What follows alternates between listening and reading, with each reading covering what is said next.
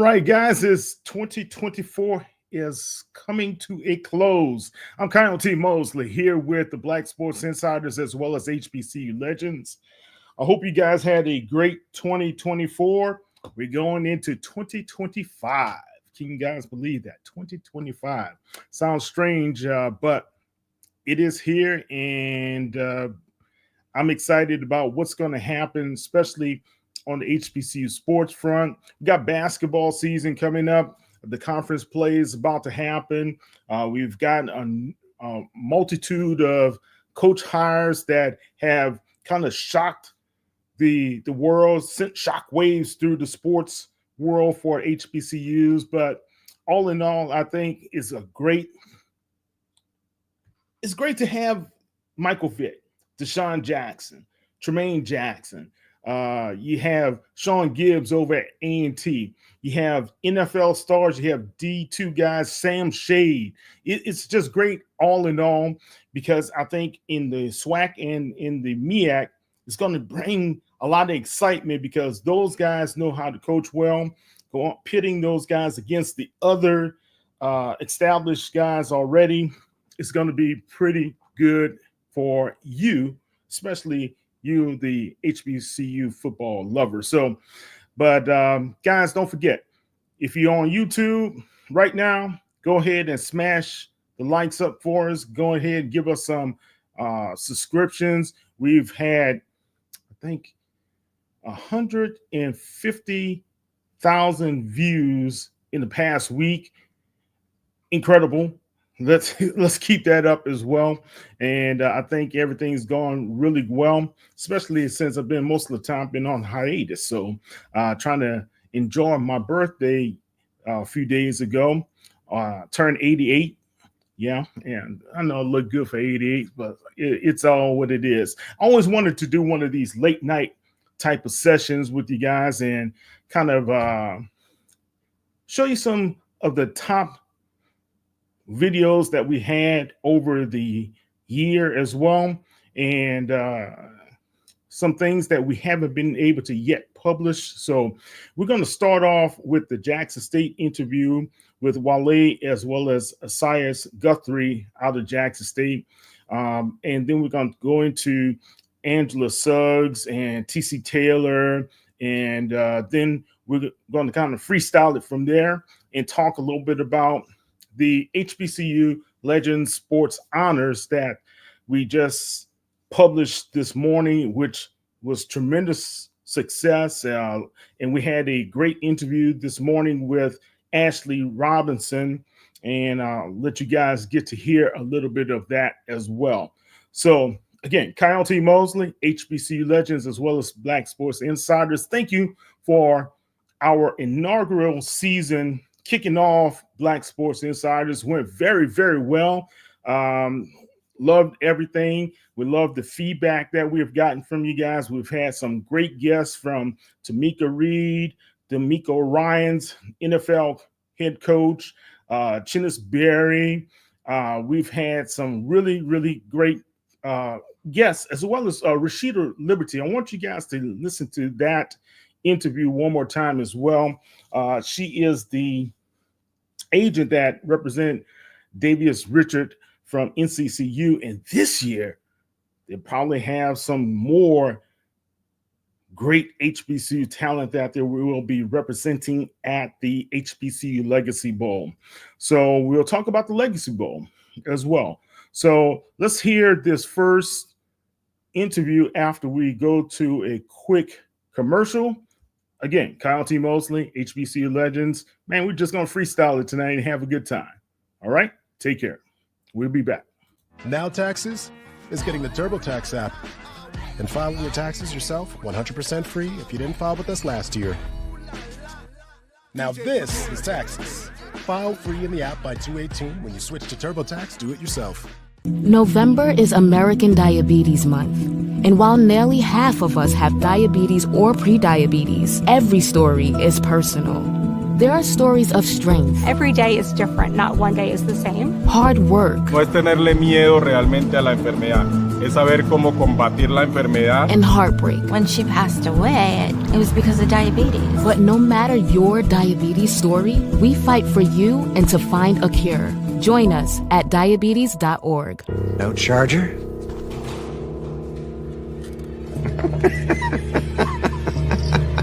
It's a Mac. The battery lasts all day. See you next week.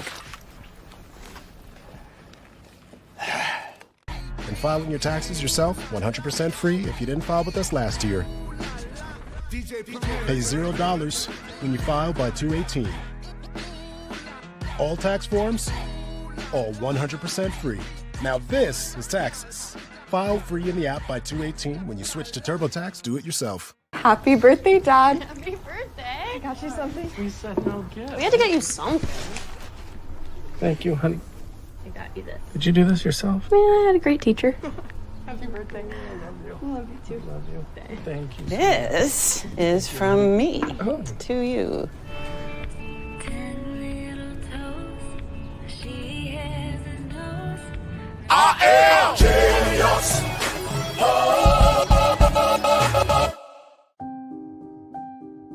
Something amazing is happening here. Climate researchers are weathering a data storm. That's because CDW transformed their devices and infrastructure with Lenovo ThinkPads and powerful edge-to-cloud solutions, delivering faster insights and increased performance, giving them the scale to stay ready for whatever's next. Make amazing happen. Lenovo and CDW. All right, we are back. So it's time for Wale with Asias Guthrie from Jackson State University, the HBCU's champion himself, as well as one of the captains of that Tigers defense. Man, we're going to hope to see this young man in the National Football League pretty soon. So take a look. Black Sports Insider. You know, I'm kind of geeked. I got my guy here. You know what I'm saying? He's a champ now. My guy's a champ. I feel good. He's a champ. Right now, I have Jackson State safety and Celebration Bowl champ. Asias Guthrie, aka X, with me. What's going on, X? What's up, man? How you doing? How's it feel, man? You a champ? How I feel, bro? It feels surreal. Honestly, it has been too much, but it feels amazing. Good. All right. So before we get into the into Jackson State win the Celebration Bowl, let's knock out some particulars. Aces, you can check us out at www.urbansportscene.com. You can subscribe to our podcast on Spotify, Apple Podcasts, TuneIn, iHeartRadio, and other podcast platforms. Just search the Urban Sports Scene. Make sure if you're on YouTube right now, make sure you hit that red subscribe button. Also, so you can subscribe to the Urban Sports Scene YouTube channel. Also, give us a comment and also like this video. Don't forget to tweet us at Urban Sports Scene. Hit us up on IG and TikTok at Urban Sports Scene, and like our Urban Sports Scene Facebook page. All right, let's go right into it. X, your squad defeated South Carolina State 28-7 in the Celebration Bowl and 8 in the ATL. This is the question the streets want to know, right? After the win, how much partying did you do in the ATL, bro?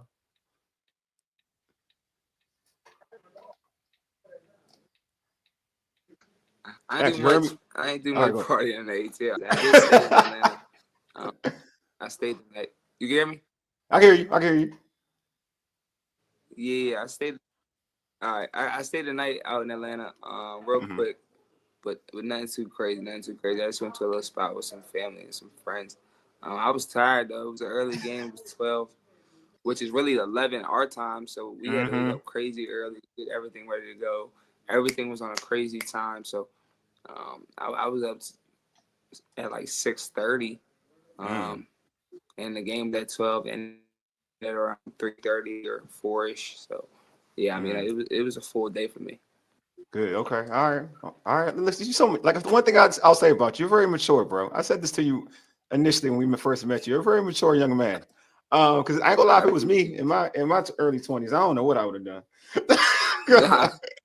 Well, no, don't get me wrong though. I did when I was one of the only people who stayed in Atlanta, so the rest of the team went back, and some people at home. But when I got back, I think Sunday, I had planned something real quick with one of the clubs out here so we could celebrate.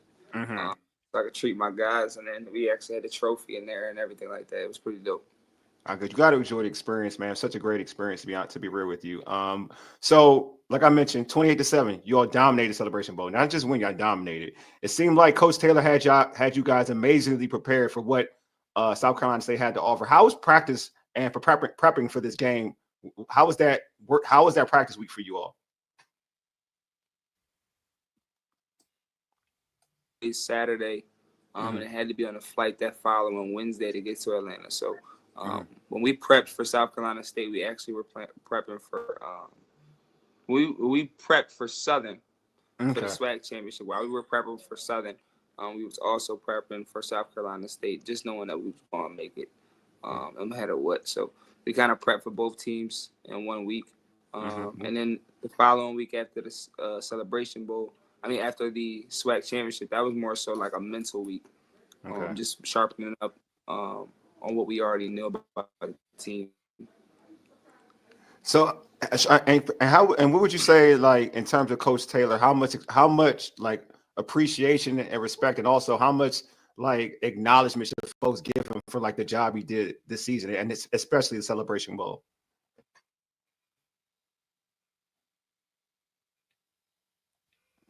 It's something that has never been done before, Jackson. He deserves all the credit, all the glory. Trying a whole roster, a whole program. He did a phenomenal job last year, but just be able to finish out the job this year was amazing. Yeah, it was, man. He did a phenomenal job. So I want to know, man, give me some inside information. What was the game plan to shut down that high-powered Bulldogs offense? Because you shut them down, bro. Like they were scoring. Y'all just shut them down. Let's keep it a buck. Yeah, it was just more so understand. You gotta understand, like, no disrespect to them and their guys. They do it. It was more so their coordinator and their system than it is the people that they have in it. And that's kind of what we did. We kind of took out the players of the system.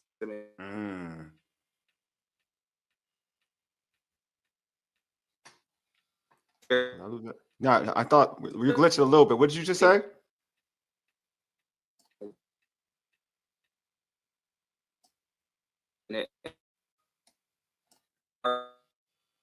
Let's see. I think X is coming. I think we're losing X. Hold on, X. I think we're losing you. Hold on. But you got some folks in here. Congratulations. All right, X, you're back. Okay, I think we lost X. We'll try to get X back on. But like what X was saying, yeah, I just thought that and what they like to do, understanding what they were trying to do out of certain packages, and then just stopping the run game first. You can't pass without any run options, and just also making them uncomfortable. He's a quarterback who hasn't really been pressured a lot, and he also was coming off an injury to his right ankle, so we knew we wanted to pressure him, get him moving. And hopefully be able to stop him. And that's just what we did. So me and Ray, we were watching it. We were texting each other. And it was like, as soon as you got that sack, it was like, all right, it's time, right? My man X, he's going. It's his time. And then we did a post-game show after the Celebration Bowl. And folks were like, they felt like that set the tone throughout the whole game. Do you feel like that sack set the tone about, okay, we here. Y'all got to be ready? Yeah. He was uncomfortable for sure back there. You can kind of see it in his eyes.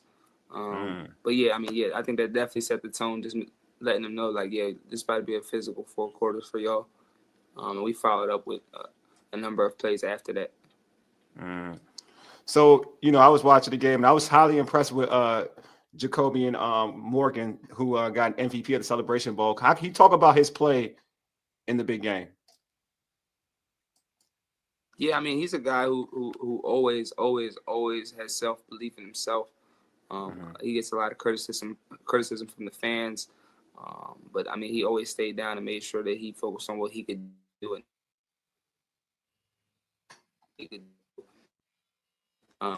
He's actually the guy that won the game for us, only on the run game for sure. It's a lot of things. We had an explosive run game all season. They kind of shut that down for us. Minimalizing what we could do, 3-4 yards a pop, which isn't something we're quite often used to. But Jacobian made some great plays, made some explosive throws, and then our receivers did their job too. Yeah, I just thought that he was amazing. I thought he was real. He was accurate. He was on point. He was on point from the rip. There were so many things he did at playing the quarterback position. I thought that was flawless. Even when he got pressure, he stood in the pocket like stood at the pocket high and strong and delivered accurate footballs. Fade route was on point. You know what I mean? To your point, I do feel like a lot of folks have been some of the fan base has been negative on him, but I've liked what I've seen from him, even in games I've watched. You know what I mean? I like his maturation process. I think he's a gamer. He's a baller. I feel like the best is yet to come for that kid. You know what I mean? So he's definitely going to be somebody definitely. to He's a reckon dog. with. We have a good. Yeah. Yeah. So speaking on, I do want to stay on your defense on the defensive side of football. Do you feel like, a lot of talk going into that game about South Carolina State's offense, right? The weapons, the receivers, the quarterback. Eric Phoenix was HBCU Player of the Year. Did you feel like your defense is being kind of like being disrespected in this game? Like folks were just thinking like, okay, it was going, lack of a better term, it was going to be sweet against your defense. Yeah, definitely. We kind of took that about the whole season too, but definitely going into this game, it was some predictions that we had seen, like it was like 34-17 or 27-24. Just some crazy predictions. Like they was never going to score that many points on us ever in life. So we definitely took it. We took it, man. We definitely took it. I mean, like I said, man, no disrespect to them, but at the end of the day, man, when players go to different places, it's for a reason. Whether it's grades, whether it's being undersized, whether it's their play just doesn't match. And a lot of their guys were at D2, and maybe it was for grades or maybe it was for different things. But I didn't see that he was the offensive player of the year at Benedict before that. So, I mean, yeah, you went through the MEAC, but you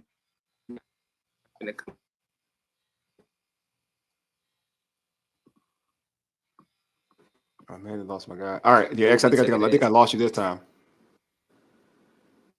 I think I did lose you this time. You lost me again? Yeah. Do you want to switch over the phone? It's gonna be real. Like we got like 10 more minutes, 5 more minutes. There's more incentive to kind of like tell your. Yeah. I got a flag at the end of the game for saying something too.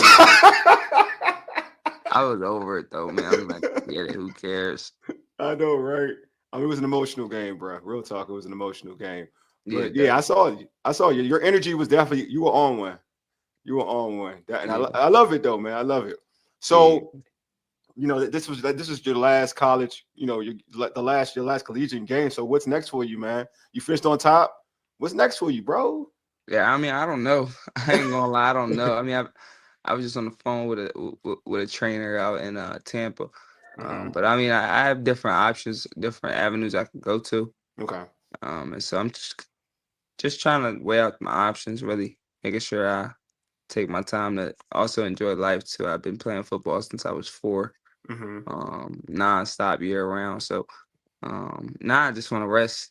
I just want to rest, man. I've been at this. I mean, we've been at this since January. Had a little break and then came back in the summertime and been at it nonstop. So my body's beating up. I'm not gonna lie to you.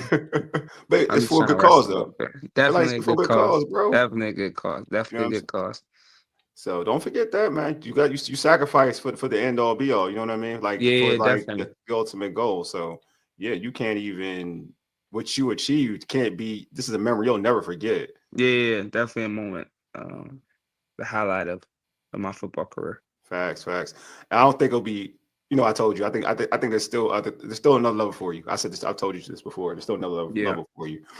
So speaking of, we talked. Like I said, we've spoke to you since you've been in Dell State, and you had an amazing journey from Dell State to now Jackson State to now at Jackson State winning the Celebration Bowl. How did both of these institutions mold the man that you are today?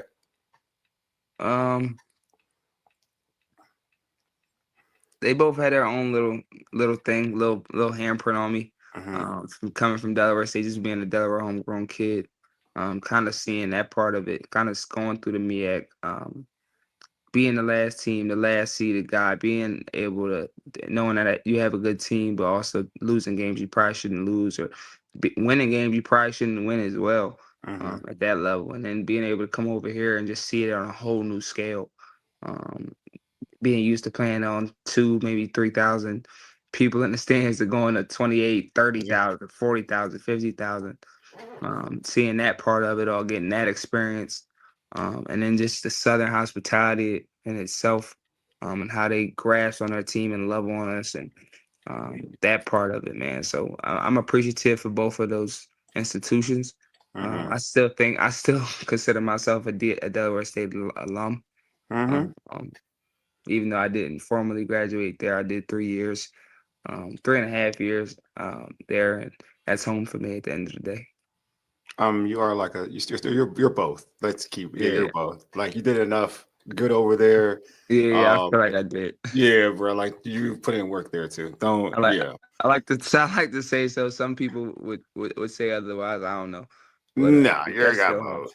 You All got right, both. all When you right, put up like the numbers you put up, like in terms of even the HBCU circles, like you yeah, rated like one of the best like DBs in all of HBCU football. Um, then you go over here in Jackson State and you put in work. No, no, no. I will say this though, and just no shot on Dale State. I think Dale State's a great institution. It's not a yeah, shot on them, but like having like the content from what you did in Dale State, and you did all right. Like your content in Dale State did all right too. But in terms of like the support, and I don't know if it's it's the alum and the student body there. Jackson State shows you so much love, bro. It's not even funny. yeah. Nah, they do. They do though. They do. They do love me, man. I let them too. So But yeah, yeah, it's not a knock on Dale State. I'm not knocking. I'm just keep nah, I'm not gonna. being like when you see it, like the love is thorough. Like it is. The love is thorough. Yeah, Texas, welcome to Jackson, Mississippi. Yeah, you guys. I'm welcome gonna to go Jackson, lie. Mississippi. The love is amazing. So, bro, like I said earlier, I feel like your journey's not over. You know what I'm saying? I'm hoping the best for you with the trainers and whatnot. You know what I'm saying? Get you Appreciate give it. you an opportunity because your resume and your body of work from Dale State to Jackson State. You know what I mean? You still play at the highest level of HBCU football. And to me, it's just football is football at the end of the day. Yeah, So I just feel like keep that drive going. You know what I'm saying? Keep that drive going. most But definitely. like we always ask you, you know what I'm saying, since it's pretty much the finality of your collegiate experience here in Jackson State and then also in terms of HBCU football, period. What has it meant to you as a whole? Like from Dale State to Jackson State of just representing HBCUs? Yeah, I mean, it meant a lot. It meant a lot. It wasn't no secret that when I left Delaware State that I was able to um, have the opportunity to go to a lot of different schools, Mm-hmm. PWIs included. Mm-hmm. Sometimes some of them bigger, some G5, some FCS. And I made it clear that I wanted to be at a HBCU for the rest of my career. And so this is where my heart is. I love my people. I love playing for my people. I love being around my people. And so that's a statement for me. And so being able to finish it out here was amazing. Man, you did a great job, bro. Great job. I do want to add one more thing before I let you go. Because I said this on our post game show. Like, and this is like credit to Coach Taylor. I mean, the prior regime couldn't win the Celebration Bowl. I'm not Right. gonna like put it out there like that. The prior regime couldn't win the Celebration Bowl, but he did. What does that mean for his? He's still got a long career because he's still a young dude. I feel like the dude's like my age and whatever, but he's still got a long career. Like, what is his Yeah. legacy? What is his image now with doing that? Knowing that the prior regime with all the fanfare couldn't do it, but he was Yeah. able to do it. I think it's just the fact that he did it in general. I Mhm. wouldn't say just because Coach Prime couldn't do it and then Yeah. he could. I wouldn't compare the two. I think it's just the fact that he was able to do it in the manner in which he did it. The fact that he's an alum, the fact that he was the fact that the time span that he did it in, the fact that he had the coaching staff, one of the youngest staffs in the country, the fact that he did it with that, the fact that he had the offensive player of the year, the freshman of the year, the special teams player of the year, the fact that he was coach of the year, all of that cements his legacy now. Like if he was able to, if he wanted to walk away now, he'd be fine. And I know they love him regardless. But yeah, I mean he's a great no matter what at No, I this agree. point. No, I'm with you, bro. I'm just going to read some comments real quick before I let you go, man. E6, a pro. Yeah, I know.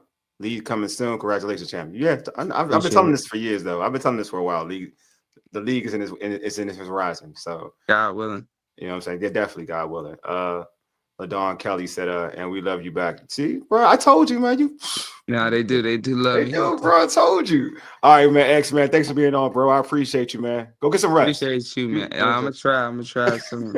Appreciate you guys, though, always. Always, bro. Take it easy, man. All right, that was Mr. Guthrie. Now, a lot of guys have been hitting me up and wanting to know if they can get into the HBCU Legacy Bowl. Right now, the Legacy Bowl's initial roster has already been set.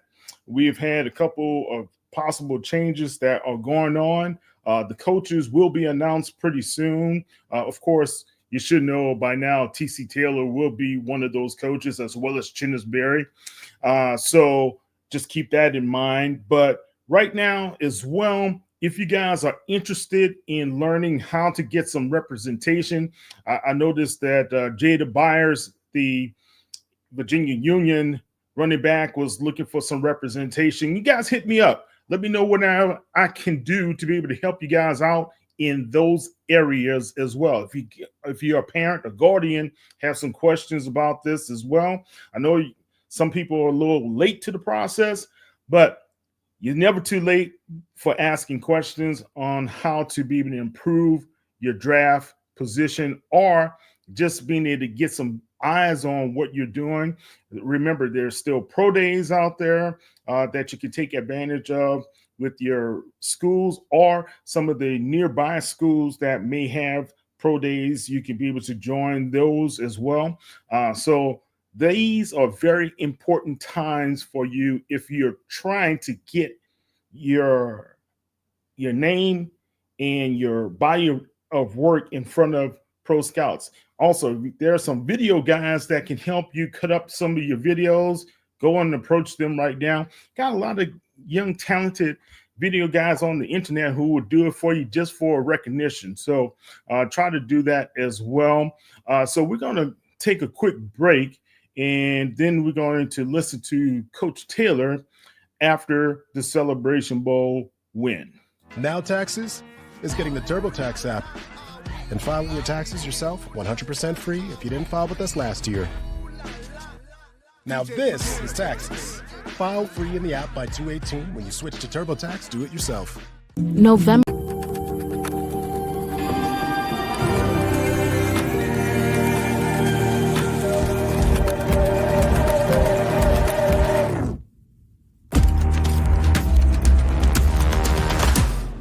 So I trust everyone's read the prospectus. Lance, why don't you take us through it?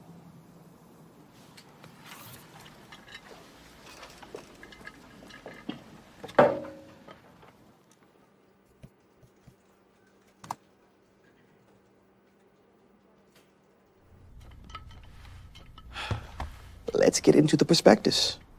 Okay.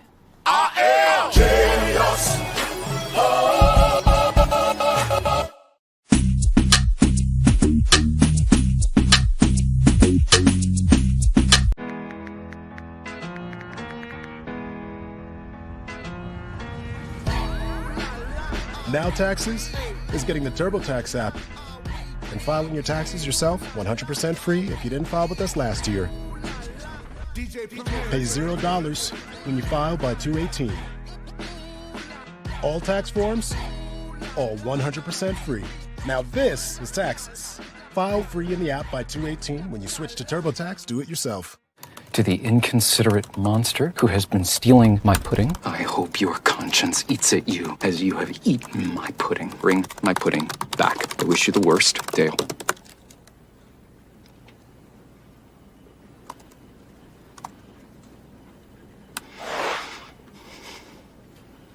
Beautiful words. I'm sorry. Thank you.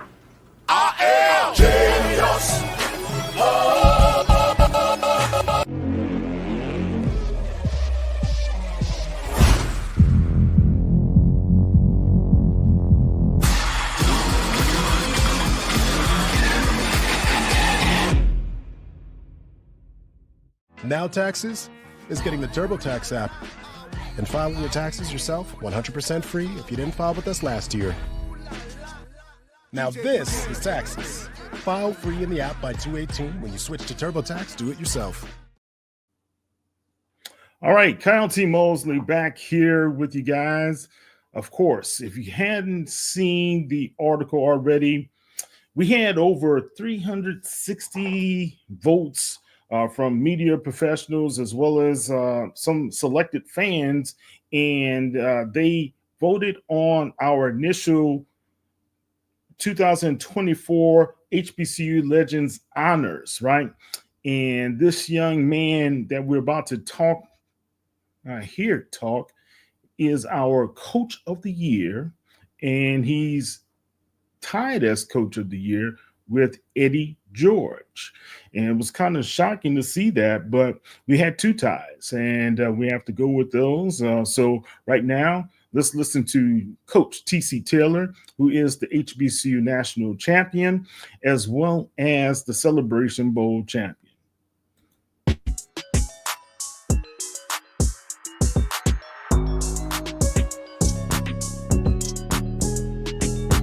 From an offensive standpoint going into this game? We talked about controlling the trenches. I challenged the offensive line today in our walkthroughs before we left the hotel. I challenged Irv Mulligan, and I just been on Jacoby about staying level throughout this whole deal today, and they went out there and executed their butts off. And it's like you said, that last touchdown, they was expecting a run. And I said, you know what, we're going to throw it to our best receiver right here, Jonas Vertillion, and we're going to start celebrating, and Jonas, first of all, Jacoby makes a great throw. Jonas makes a great catch, but I think it's like you said, I try to just keep them off balance. The defensive coordinator, they got a good defense over there. They have some really good players over there. And you can keep those guys off balance with, the things we were doing. We mixed up some tempo, then we slowed it down when we needed to. Heck, we put two tight ends on the field a lot today. So just keeping them off balance, led to the success you saw out there today. All right, we'll go Wilson right here in the front, Coach. Wilson Jackson, Black Sports Insiders. Coach, we've had a lot of conversations, but I want to take you back to this one. It was 2020, a couple of weeks before Deion Sanders got hired. We were sitting in your office, and I asked you how bad you wanted to get this job at Jackson State, and you said you really, really wanted to lead this job. This is the only job you ever wanted. Did you ever envision it turning out to be the way it has turned out today? No doubt. No doubt. I trust in God, and he had already told me the blueprint and everything, but he also told me to be ready when he get here, and I always prepared that way. And when I had that opportunity, I pulled my sleeves up and went to work. I knew what I want my roster to look like. I knew what I wanted this coaching staff to look like. And I knew we were going to be successful. I wanted this moment. I knew this moment was going to happen. Kind of wanted it last year. But I had to, we played solid, 7-4. But I knew one more signing class, we were going to be really, we had the opportunity to be really good. And those guys came in here and changed the culture. Believed in me, had a lot of turnover with the coaching staff after the first year. They came in here and bought into the culture, and I said, we're going to work our butts off because we were going to get to this moment. All right, we'll go to the young lady in the pink in the back. Congrats, Coach. Mercer Stubbs, 16 WAPT down in Jackson. I was watching your face or your reaction when you was raising that trophy. You looked like you were in awe. Just talk about what it means to have the confetti falling on you this time. Yeah, when I raised the trophy up, they were kind of late with the confetti. And that's what I've been waiting on. I'm like, come on now, that's what I've been seeing everybody in previous years getting their confetti while they raised that trophy. You're going to give me the confetti today, but it felt great. It felt great. It was some great moments out there today. I think the one that kind of blew me away when I hear the crowd hollering my name, like, good gracious, that was unbelievable. That's a moment I'll never forget. But to get on that stage, I've been waiting a long time to get on that stage and hoist that trophy up, and it was an unbelievable feeling. All right, look, David. Coach in the back on the center here. Congratulations. Thank you. Been a pleasure covering the team on this journey. Done a great job. Thank you very much. Just two quick thoughts for you. Number one, why was this team able to finish the job? We've seen Jackson State here 3 of the past 4 years. Mm-hmm. Why this year's team? And secondly, South Carolina State, before you guys got in here, was saying they think the turning point in the game was Isaiah Spencer and Jacoby Morgan connecting on that huge play. Yeah. What did you see in that, and do you believe that was if not the turning point, to really add on? Yeah, it's like what Jeremiah was talking about, man. Nobody knows how hard we worked in the off season. We had quite a few new players that come in here, and they just bought in. When they say we're a family over here and the brotherhood, that's what it is. There was times today that the offense is sputtered, but those defensive guys come down there and say, we finna go stop them. Hey, I know a lot of people in here were wondering why I went for it like that, because I know what the defense was gonna go out there and do if we didn't get that, and they went out there and, held those guys. It's just a brotherhood that we got over there. The play to Spencer was funny about it when I called it. I said, there's no way. I know Coach Barry got to be ready for this play because that's been an explosive play like 6 times this year. I think we scored like 5 times, and that one time that's what I told Spencer when he ran off. I'm like, how do you not score? We've been pretty solid on that play. But it's a play that we get a matchup on the safety. Anytime Janaelin Dupree, Isaiah Spencer, I get a matchup on the safety. We're going to take advantage of it. So the stadium, it woke up after that. It woke up after that play, but there was a lot of big plays out there that I'm very excited about right now. Young man in the red. Coach Walker from Tomorrow Leader Sports Network. Congratulations, Coach TC. It's good to see you, man. Thank you, sir. Thank you. You guys have been resilient all season long. What has been that one thing with this team where you knew that this would be your year? It was after that loss to Gremlin. That Gremlin loss, the way we were able to come back and get to work. We could have kind of tanked it right there. It was a tough loss, but it was. I always say, that was a loss that we needed early on to kind of wake us up, and that's what I told the team. But it was.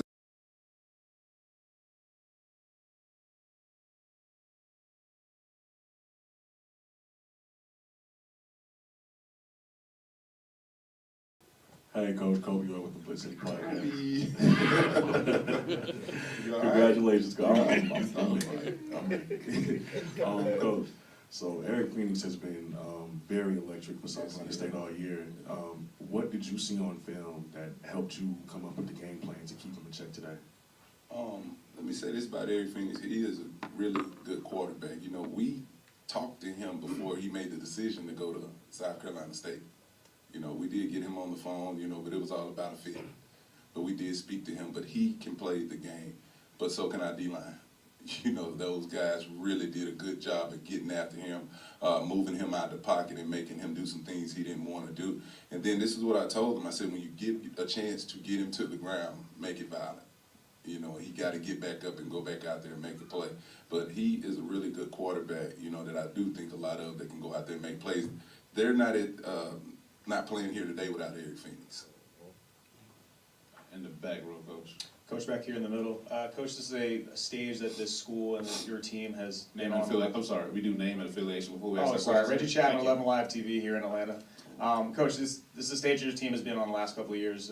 Just can you speak to this experience for your guys, how important this game is for HBCU athletics and the stage that's been created to showcase what this game is like on the national stage? Yeah, it's huge. Anytime you got an opportunity to play for a national championship and lead your program out there, it's exposure for your schools, both schools. And I'm pretty sure I hadn't heard the numbers, but I know a lot of people watched. That I looked up one time that the stadium got pretty packed at one point. It kind of caught me off guard, just hearing that roar. But the exposure is everything right now for the HBCU brand. And we got to continue to push that brand and continue to go out there and do things the right way and play good football.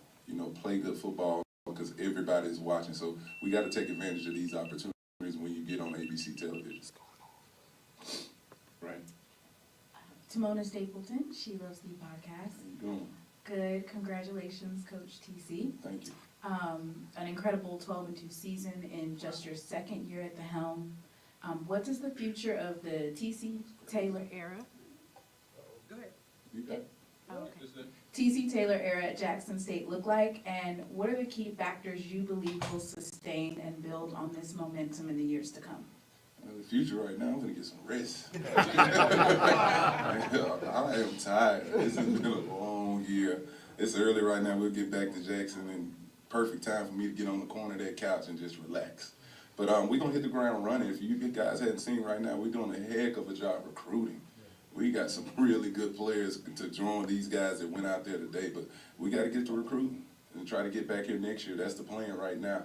So we'll get back in the next week. I'm going to probably meet with the team real briefly tomorrow.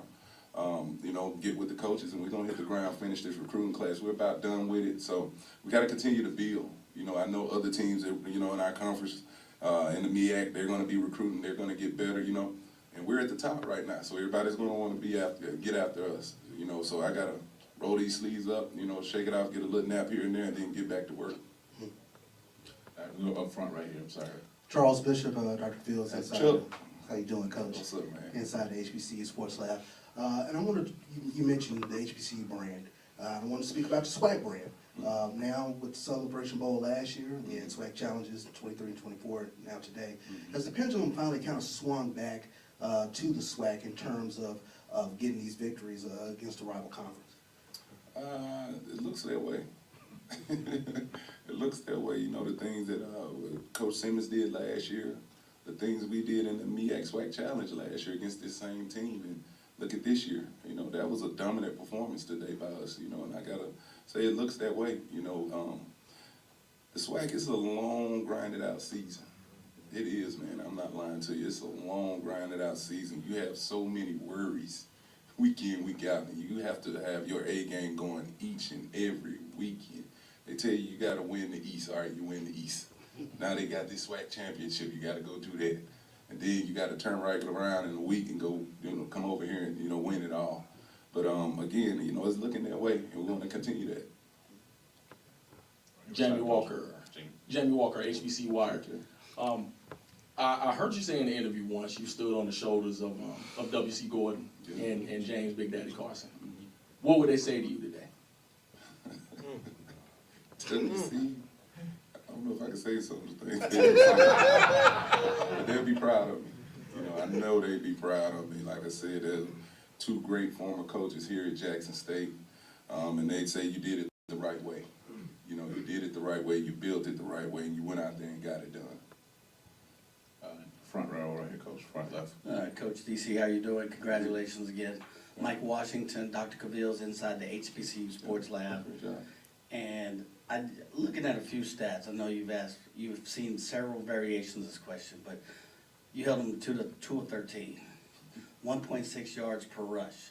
You dominated the clock, and going to Chuck's question, you know, that's the pendulum swinging, and for a while I was saying we couldn't be as physical with a MEAC team. So if you look at this team and all of those statistics, what are the 2 or 3 things you are most proud of from this team right here and their performance tonight? Well, the thing going into this game, we got tired, I'm going to be honest with you, we got tired of hearing about them.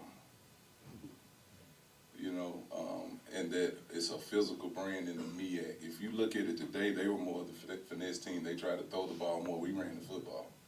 You know, and that's just what it was. But we just got tired of hearing all the talking. You know, the players were tired of, you know, certain people just saying that they were better than us. You know, we said we got to play the game. And that's what I told them. I said, again, we're going to win this thing in the trenches. The O-line, the D-line, we're going to win this thing in the trenches and show everybody, like, we're the best in the country. You know, and that's what they went out there and did. But I'm very proud of all 3 phases. I'm proud of my coaches. You know, they coached their butt off. And you've been seeing what we've been after halftime. You know, this team comes out of the second half and just plays dominant football. But it's just proud of, you know, the whole deal. But, you know, that's what you saw today.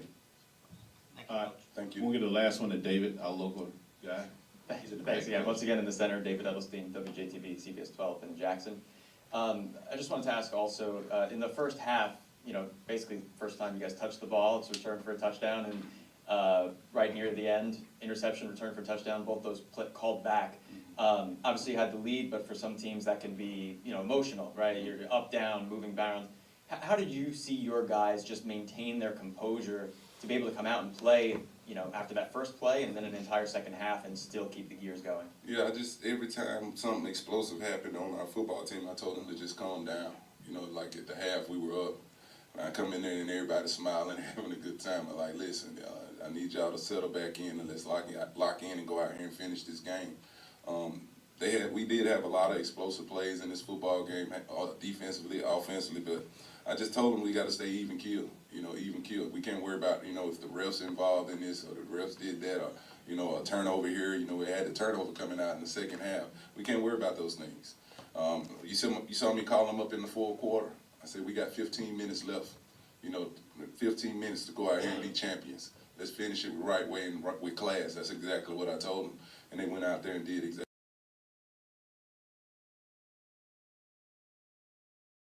Out the attic. I gotta go up in the attic. And this was messed up. She been on me about it, Mom. She got about 4 Christmas trees. So. But I gotta go up in that attic before we miss Christmas. I think it's a few days before Christmas right now. So she's been working with me because you know the task at hand. But I gotta go get up in that attic and get that tree down, ornaments and all. All right, Coach. Again, congratulations. Thank y'all for being here.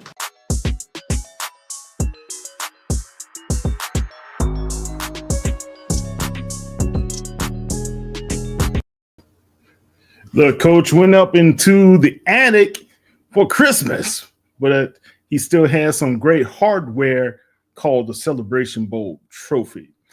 Not only that, he has some other hardware that's going to be coming his way this offseason as well. So, but we'll talk about that when we get back from break, and that will be in a quick second. But guys, don't forget, follow us online at Black Sports Insiders as well as on HBCU Legends. I am Kyle T. Mosley, and alrighty. All right, we'll be back in a little bit, okay? Y'all just hold.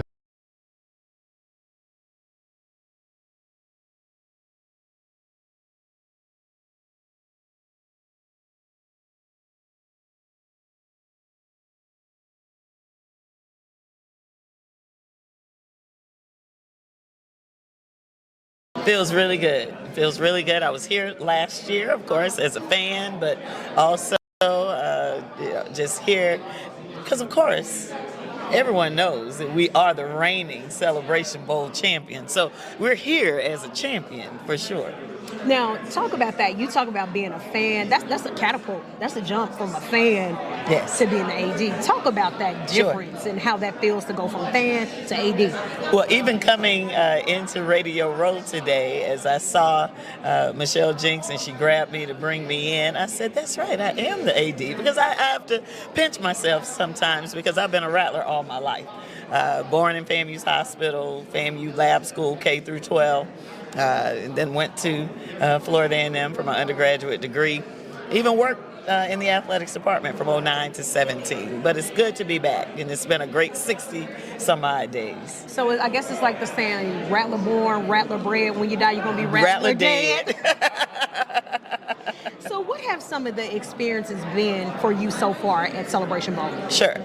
We had our conference meeting this morning, so it was great to be in a room full of such great minds, right? As we look at what's next and what's new and what's coming for the landscape of Division I athletics at the FCS level as well. And how then do we pull these collective thoughts together to move our institutions forward? So great conversation this morning, great energy. It's good to be in a room that we can enhance and continue to expand the student-athlete experience, but also the fan experience, right? We want to produce some of the best entertainment options through sport that we can in college sports, right there across all of our sports. And so we want to grow attendance. We want to grow opportunities for our student-athletes. We want to grow participation both from the fans as well as our opportunities to go onto those championship levels across the board. We want to increase awareness, right? Make people more aware of everything that we have to offer, from our sporting events to also the successes that our student athletes are having off the field and in the classroom as well. And then all of that is linked to resource and resource optimization and generating, again, those resources to grow our opportunities. And before I turn it over to Cal, I'm going to say shout out to the volleyball team. That's right. They just done their thing. So how proud are you of the volleyball team? Super proud of them. Definitely a championship culture that exists across our teams, and volleyball definitely being one of them. It was a great opportunity. Now, we did get the You know, we drew the number 1 seed, right? It was drawn for us. That's where we went in. But to have those young ladies to be able to go to Nebraska, where, of course, it is a storied program, looking at success. They sell out 16,000 people for every volleyball game. There's a wait list for volleyball season tickets. They have the Guinness World Record in terms of 90,000 people coming to watch a volleyball game. And for our young ladies to be able to experience that and even hang in there with them in that third set is truly something that will be memorable for us all, especially them.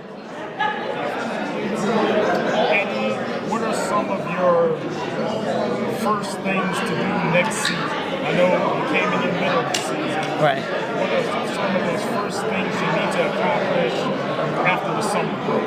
Sure, and so as we, again, continue to talk about resources, because that's what it's going to take, what we want to do is look at a multi-year plan and to develop that together with my colleagues, the vice presidents across the division, as we look at, because it's not the athletics department, it's the FAMU athletics department, and how as a team we can look at what we want our budget to be 3 years from now, 5 years from now, and how what we do in FY25 impacts how we show ourselves in FY28.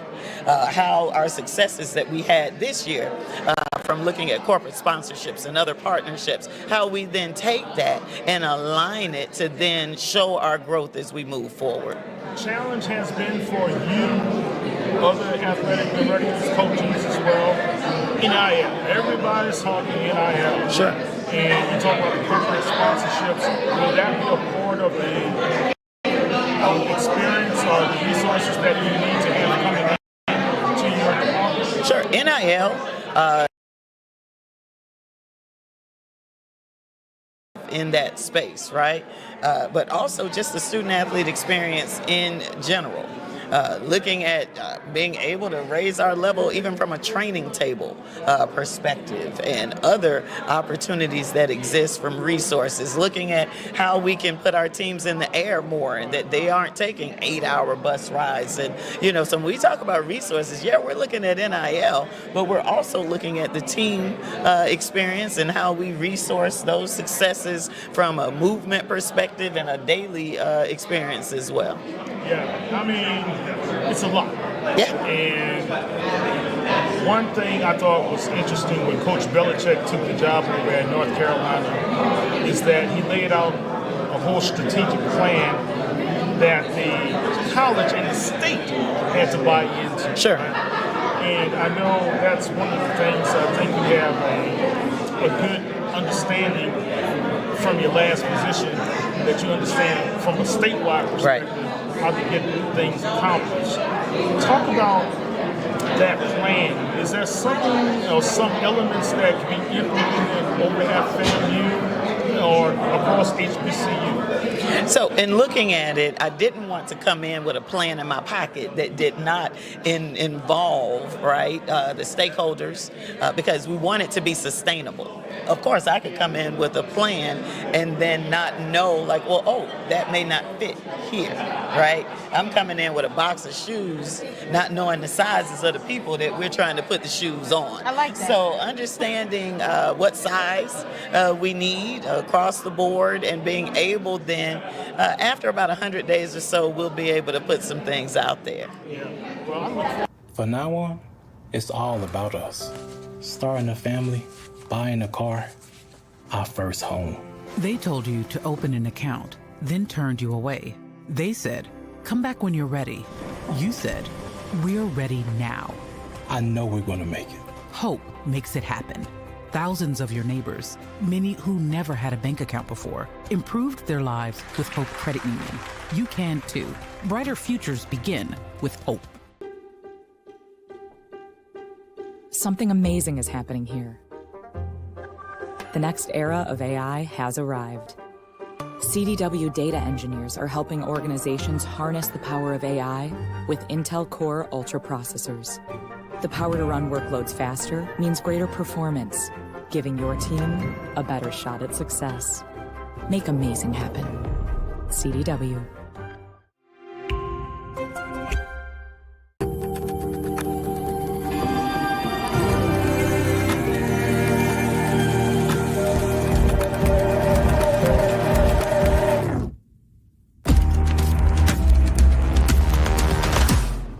Happy birthday, Dad. Happy birthday. I got you something. We said no gift. We had to get you something. Thank you, honey. I got you this. Did you do this yourself? Yeah, I had a great teacher. Happy birthday. I love you. I love you too. Love you. Thank you. This is from me to you.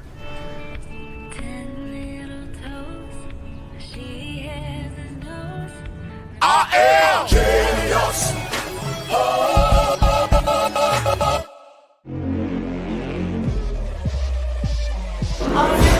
We standing here, we standing with a legend.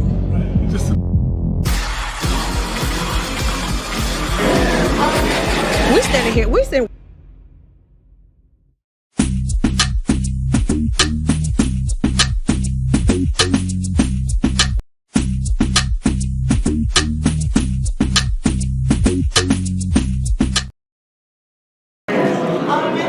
We standing here, we standing with a legend. Just another pretty face. Just another pretty face. Just another pretty face. Robert Brazile, aka Dr. Doom from Jackson State University. How does it feel to be here at the Celebration Bowl? First of all, you have to give honor where honor's due. I feel honored to be here because of the things I've been through in my life. And I'm here for a reason, for Jackson State to win. Wherever Jackson State goes, I want to be there to support them. I know I have my own accolades, but I don't have this one. I don't have the Celebrity Bowl win, which is going to come tomorrow. And so, did you catch the SWAC championship last week? Yes, I was there. I left at halftime. I knew what we was going to do. But I had to get to Mobile, pack up to get to Atlanta this weekend. Yeah, I'm going to let him have that because I'm a Southern Jaguar. So I was down. I stayed off. I paid for those. Y'all know y'all couldn't come up in Jackson and do no damage.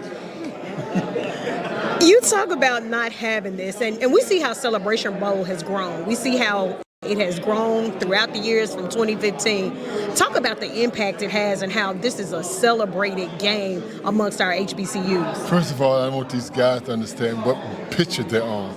Everybody nationally will be looking at this game.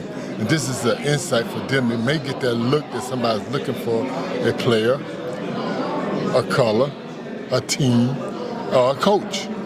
So when we can get this type of exposure nationally, come on, man, you got. I want everybody to show good. I want Jackson to show better. Are you gonna show up with some words of inspiration for this team? You know, I'm gonna walk in there with my gold jacket on to let them know that's where you're going. If you're headed that way, I'm waiting on you. It's a place in Canton for you if you want it. You know, all the hard work that I put through my career, but it started primarily at Jackson State. Now, we're not going to see you out there trying to strap up and put on no. What do you see? I see a hungry defense. I mean, you got to applaud TC. You know, they came to Mobile, and I've watched them over the years grow. I saw these kids grow from babies to men.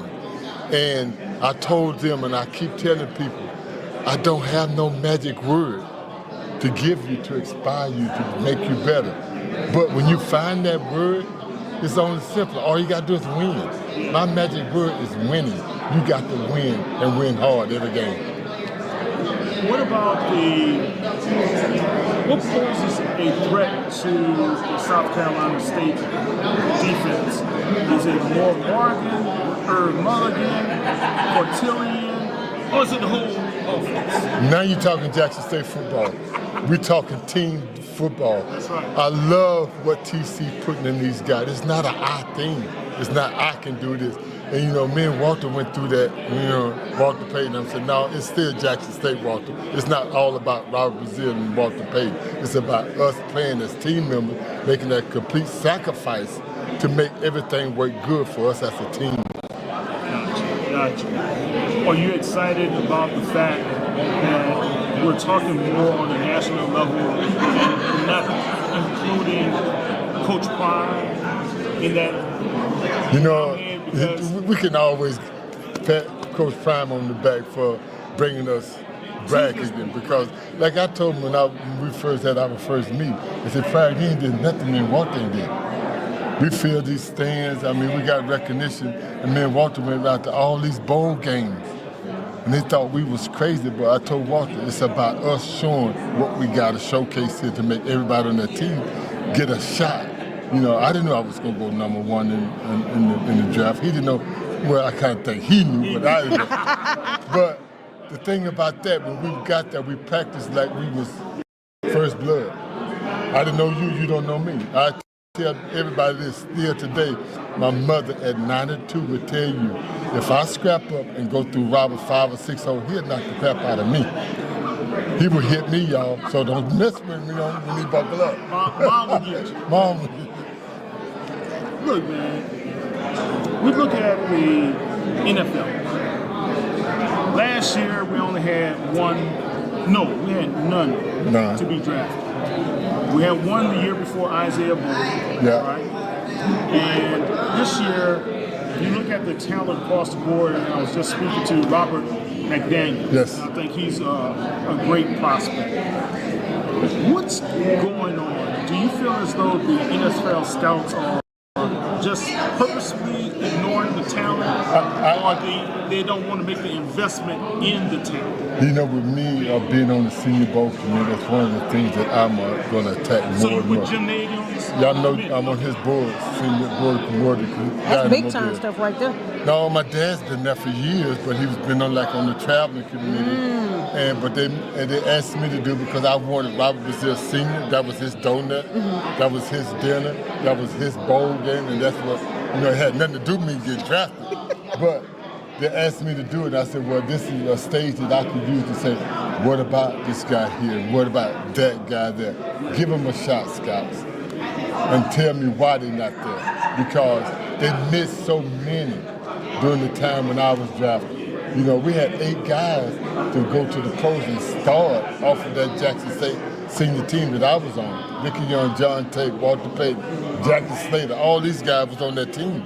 So there's so much more talent that's at the HBCU, but we got to take a chance at it. We got to give them a fast shot. Yeah.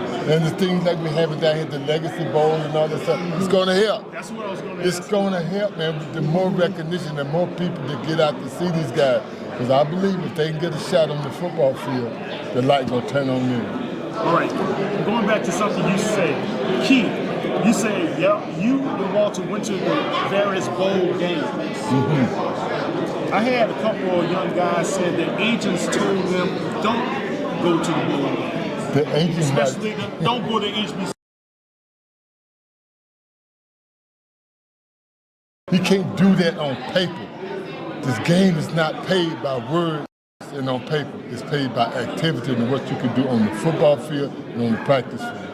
Awesome. All right. 3 o'clock tomorrow. I'm going to be on stage. I'm going to be on the stage with my gold jacket. You want an answer? That's the answer you're going to get. You know, I'm going to say this, and everybody knows Robert Brazile. I don't normally sit through a whole football game. At halftime, I get a feeling, and I leave. But I got to sit because I'm having a gold jacket, and I want to celebrate with Coach TC at this first national championship. So that's the same feeling you had last week at halftime. That's why you left? Yes. Because you knew what was about to happen? Yes. You knew what was going to happen. Yes. I mean, you know, I can't tell you how to cook a homemade biscuit, but I can make one. I can't tell you how my peach cobbler is going to be good in yours, or my gumbo. But when it comes to football, there's something in the gut. When I feel the national anthem, and that first pop that I got, somebody out here ready to play football, or somebody's not ready to play. That's just something I did all my life. I'm 71, baby. So I'm going to just assume, Dr. Brazile, I'm just going to assume you're going for Jackson State. You don't have to assume. Cook me if blue just run out. This blue's going to run everywhere. Thank you so much. Thank you so much. And I want to thank y'all, man. This is the type of exposure we got to have. The more we can keep our people's name out there, the more we're doing all these positive things. And if anything that I could do, I can't read your mind. And if I'm not busy, it's a yes. So thank y'all again. Thank you. Thank you. That's Hall of Fame. Robert Brazile, Hall of Fame at 312. He's slamming trim, Kyle. He's slamming trim. That's an inspiration too. It is. Now Taxes is getting the TurboTax app.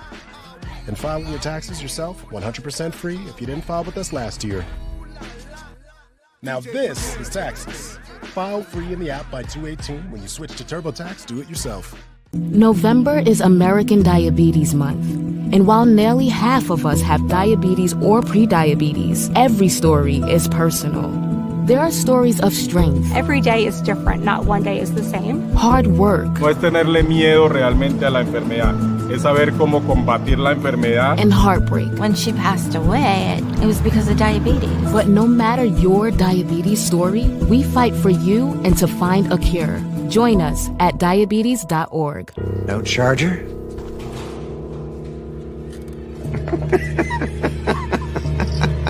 It's a Mac. The battery lasts all day. See you next week. And filing your taxes yourself, 100% free if you didn't file with us last year. Pay $0 when you file by 2/18. All tax forms, all 100% free. Now this is taxes. File free in the app by 2/18. When you switch to TurboTax, do it yourself. Happy birthday, Dad. Happy birthday. I got you something. We had to get you something. Thank you, honey. I got you this. Did you do this yourself? Yeah, I had a great teacher. Happy birthday. I love you too. Love you. Thank you. This is from me to you.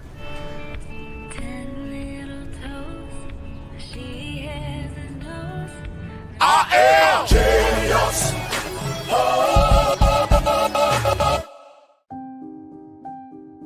Something amazing is happening here.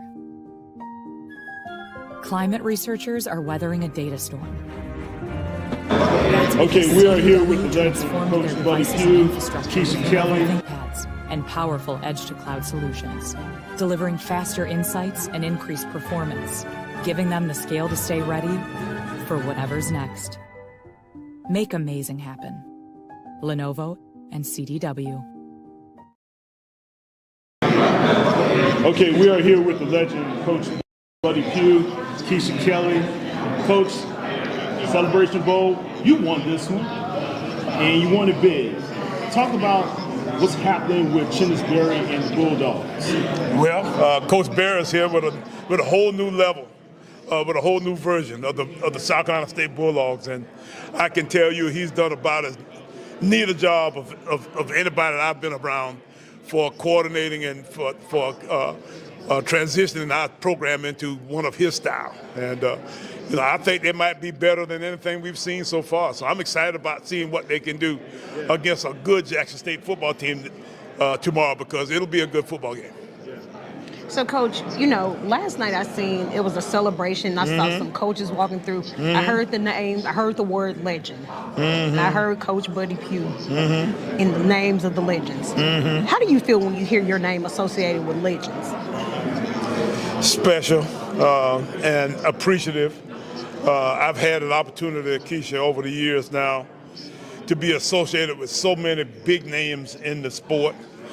Coach Willie Jeffries, my football coach in college, is probably, one of the lead guys of all of the guys that we know about.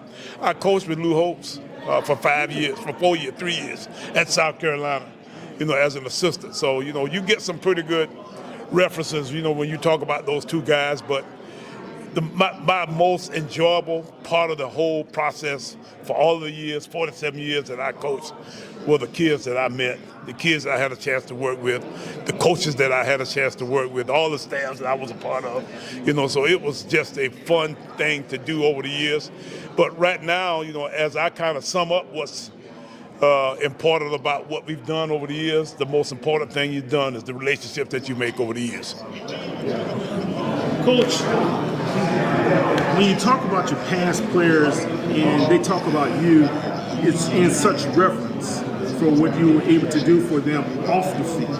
Not just on the field, but helping to develop as men. Talk about those relationships like with Shaq. Yeah. Well, the football part doesn't last for so long. I mean, it's pretty quick, actually. And in a situation where you're trying to make sure that you do the very best by your young men as you encourage them to develop the skills and the pleasures that you're going to have that'll take you into the rest of your life that way, then you've got to do a great job of making sure that you put things in the right perspective, for them. So I make sure that I try to do the very best job of treating my young men, first of all, in a way that they will have enjoyed being a part of a program that I led that way. So that's big in the whole scheme of things. I never want it to be said, man, I hate playing for that guy, man. That guy was a piece of what. So, I want to make sure that I've done a good job of giving my guys an opportunity to be into a fun program that way. So, then after that part, then you got to make sure that you drive them in a direction that they understand that you got to do the right things in life so that you can actually develop into a person that can go out and be successful. You can go back to your homes or wherever you're going after you get done and be a positive influence on that particular environment, whatever that might be. So those are the kinds of things that we're trying to make sure that we trying to encourage and develop as we go through the whole football process, and then at that point driving them back into their lives that way. Coach, have you had a chance to talk to this team about, we know it's under the big lights, and just telling them not to get caught up in the moment, not to get caught up in the big lights, the big things that's going on, but to focus and lock in. Have you had a chance to talk to this team? I have not actually since the team has started the season, and I talked to them a time or two in preseason just to kind of let them know that I thought they were in good hands and that we had put a plan together that I thought was going to be really successful, and that if it worked out, I was going to take all the credit for it, and if it didn't work out, then I wasn't going to know what the heck had gone on. I was in no shape, form, or fashion involved. It was all his fault. But I did give them, an opportunity to understand that we felt like they were very, very well off as far as the situation that they were placed in. And then from there, I've gone on about the task of kind of lifting Coach Barrett for the rest of the year, because he's a fantastic motivator and he's great about keeping them in the moment and making sure that they're talking about this 1-0 mentality. He wants to get them every day to win that 1-0 deal. He doesn't necessarily want to go any further than that. He doesn't want to get himself, confused by any other goals and pleasures of that sort. So I like the fact that he's done a nice job of handling that. Able to do to bring him into South Carolina State. He was a high commodity. He was a big name and the best coach in HBCU out available last season. But your relationship off the field seems as closer now than it was at that beginning. Talk about how you guys are evolving as seeming more like a coach and mentor situation. Well, I felt like he was the guy from the very beginning.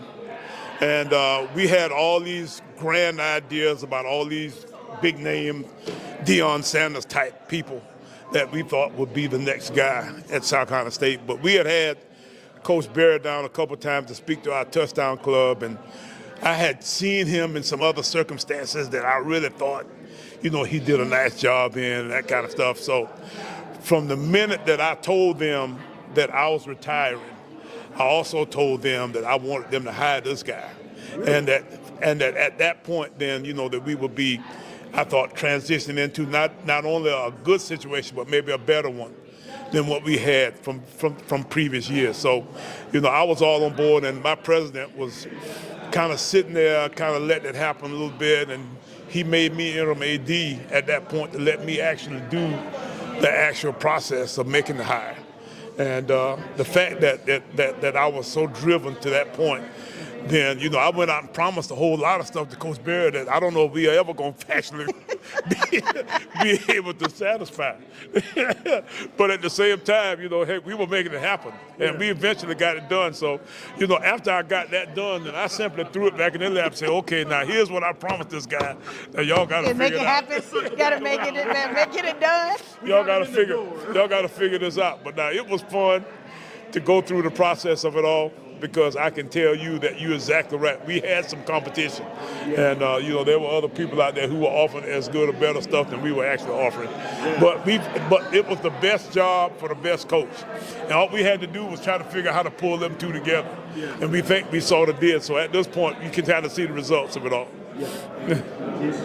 Coach, we know Celebration Bowl is our Super Bowl. It is. It is our Super Bowl. I guarantee it's it is. It's the time to celebrate the Black excellence. And I was looking somewhere in Mercedes-Benz. It was like the nation's largest events are held here. And the Celebration Bowl was actually posted there. And that was just a picture I captured yesterday.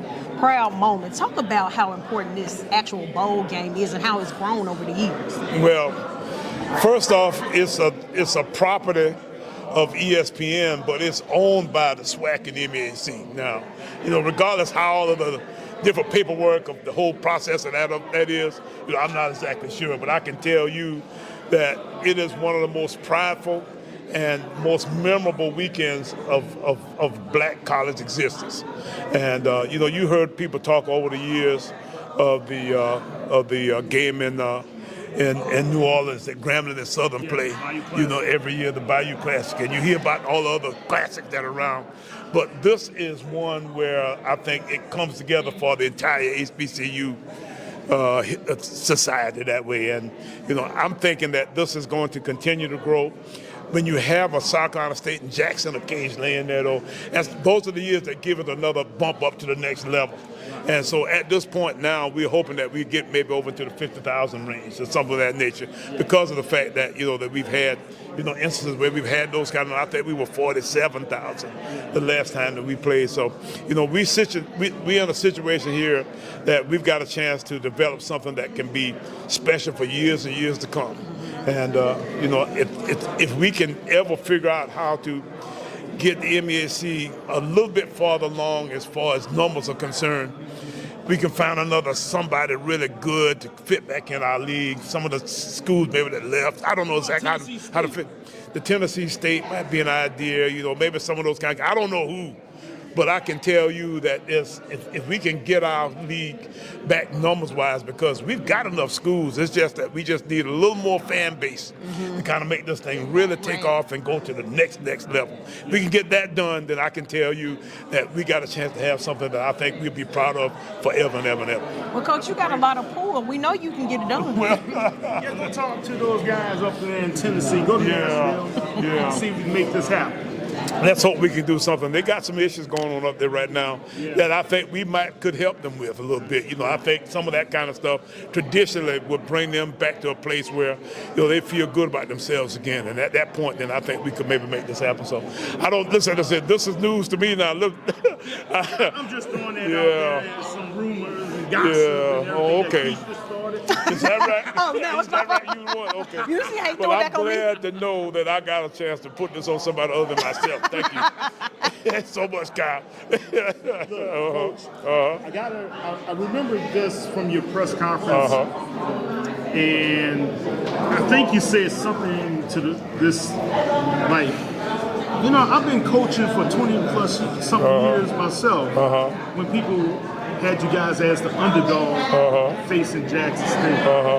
And Vegas started out with this 11.5 point favorite for Jackson State over South Carolina State. What gives?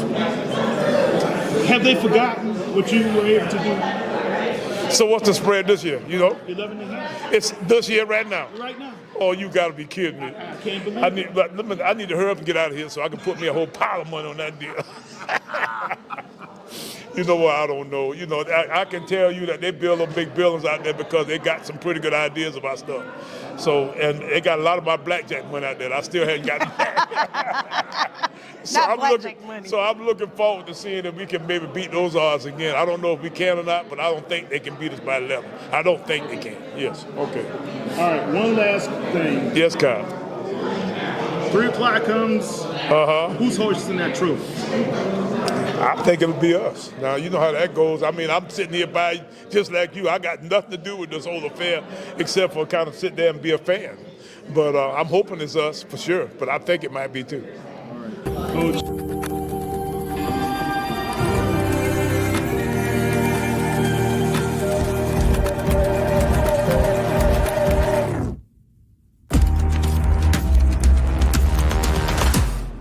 So I trust everyone's read the prospectus.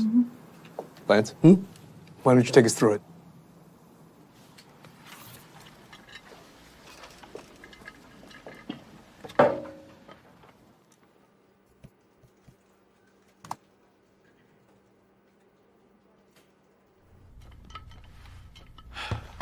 Let's get into the prospectus.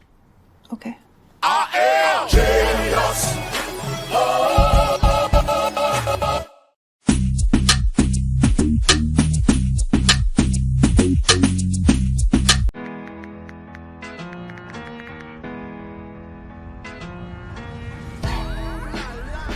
Now Taxes is getting the TurboTax app and filing your taxes yourself 100% free if you didn't file with us last year.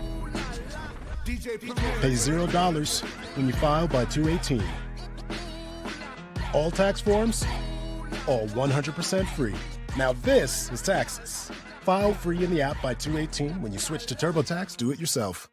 To the inconsiderate monster who has been stealing my pudding, I hope your conscience eats at you as you have eaten my pudding. Bring my pudding back. I wish you the worst, Dale.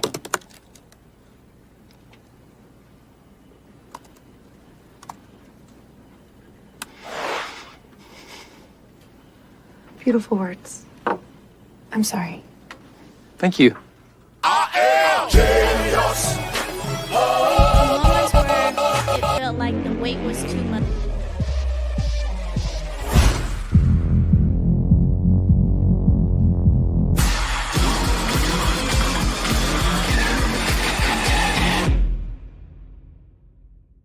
Now Taxes is getting the TurboTax app and filing your taxes yourself 100% free if you didn't file with us last year.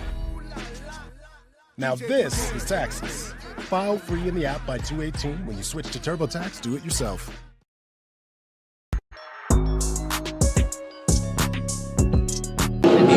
We're sitting here with the CEO of Red Lobster. I ain't gonna ask you for no cheddar biscuits, but we're gonna talk about what's going on here with Celebration Bowl. Okay. We know that you are the title sponsor for the Band of the Year Awards. How big is that? Yeah, it's amazing. You know, I think it's a big moment. Red Lobster's had an amazing relationship with Black America for a long time. And I'm excited to make it explicit, shine a spotlight on what these kids are doing, the excellence that's out there on the field, the work that these people put in, and we're excited to be here. So you look very excited, very happy. Yeah. What has it been like so far for you here at Celebration Bowl? Yeah, it's been amazing. You know, the people here are incredibly welcoming. You can feel the community, Southern hospitality down here in Atlanta. So yeah, it's been great, man. It's been great to be here. I see her walking around with the little claw hands. I see her walking around with the little hands. What has been your greatest experience so far?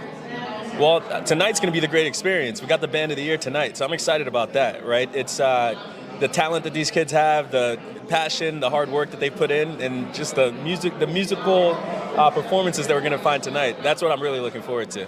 Were you in the marching band? I played football. Did you? Really? Yeah. Wait a minute now. Come on now. Yeah. Come on, Mr. CEO. I was on the field. Wait a minute. Tell me now. Love for the marching band. What position now? What position did you play? I played corner at Brown. Could you see that? I could see that. So now, going back to talking about the Band of the Year, what made you guys want to go into this and be the sponsor, to get the engagement, to be around this actual event, a Celebration Bowl, mainly of the bands? Well, you know, the African American community has been so important in Red Lobster's history. It's been a great relationship. You know, you talk to people, and it's like it's been a staple in Black households for a long time. And so I'm excited to just shine a spotlight on that relationship, right? And to engage with the Black community, to support HBCUs. You know, there's going to be a lot of money going to these schools. And, you know, I think it's a great thing to give back and to really speak to a lot of our consumers that way. And y'all heard him say that he was on the field. Y'all heard him say he played corner. But now you're on the other side. And we know that in the HBCU community, sports are a big thing, but bands are a staple. Talk about how they are a major staple in HBCU land and how they are basically the heartbeat of the school. The heartbeat of the culture. You want to go further? The heartbeat of the school for sure, but the heartbeat of the culture, right? Like marching band it's so important. I mean, a lot of times, and I've been to some of these games, after halftime, it looks like the game's over. People were there for the band a lot of the time, right? And I played football, so that hurts me a little bit, but I also understand it when you see what these kids can do, right? So, you know, it's an important part of Black American tradition. It's been. Just a few days ago, I had the pleasure of speaking with Coach Vic on the phone. During that conversation, I was impressed by his humility and his sincerity. Upon hanging up the phone, Sister Vic, my wife said, if y'all can pull that off, that's a game changer. That was really affirmative words coming from the rector of Virginia State University. Her statement was confirmation that this was the right move for the future of football and our university. I truly believe that today we change the game. Today is a representation of what HBCUs are all about and exactly what Norfolk State University is about. We see the future in you, shapes the culture of care that our president has inspired us to pursue as an institution. Today, we put on full display the mission of HBCUs and especially our school. We provide opportunity. In the Bible, 7 is a number of completion. Today, we formally welcome number 7 to the athletic team and believe he is a completing piece of our pursuit for excellence in building the destiny of our student athletes. As I take my seat, thank you to our first number 7, Dr. J, the 7th president of Norfolk State University. Thank you to Dr. Webb for dreaming big and not being afraid to pursue next level thinking. Together, I believe that today we will make a mark that will never be erased. Never ever forget, we are Norfolk State University. Yes. Thank you, sir. I appreciate that. Awesome.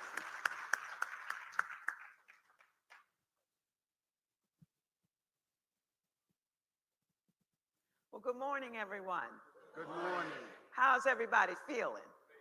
Feeling all right, okay? This is a day of glory. This is a day of understanding that the Norfolk State University on our trajectory for greatness is in the house, and that those who are here with us are those who have said this trajectory of excellence and transformation matters. That's what we do here at Norfolk State University. Norfolk State University is a top tier, according to the U.S. News and World Report, HBCU in the land. It is a institution that is considered by the Department of Defense, an institution of excellence in the cybersecurity world. It is an institution that has done the work in order to ensure that our students are top tier students, that they go out into the world and do amazing things. We have been here for almost 90 years, and we intend to stay doing great things. But right now, this transformation means that now is our time.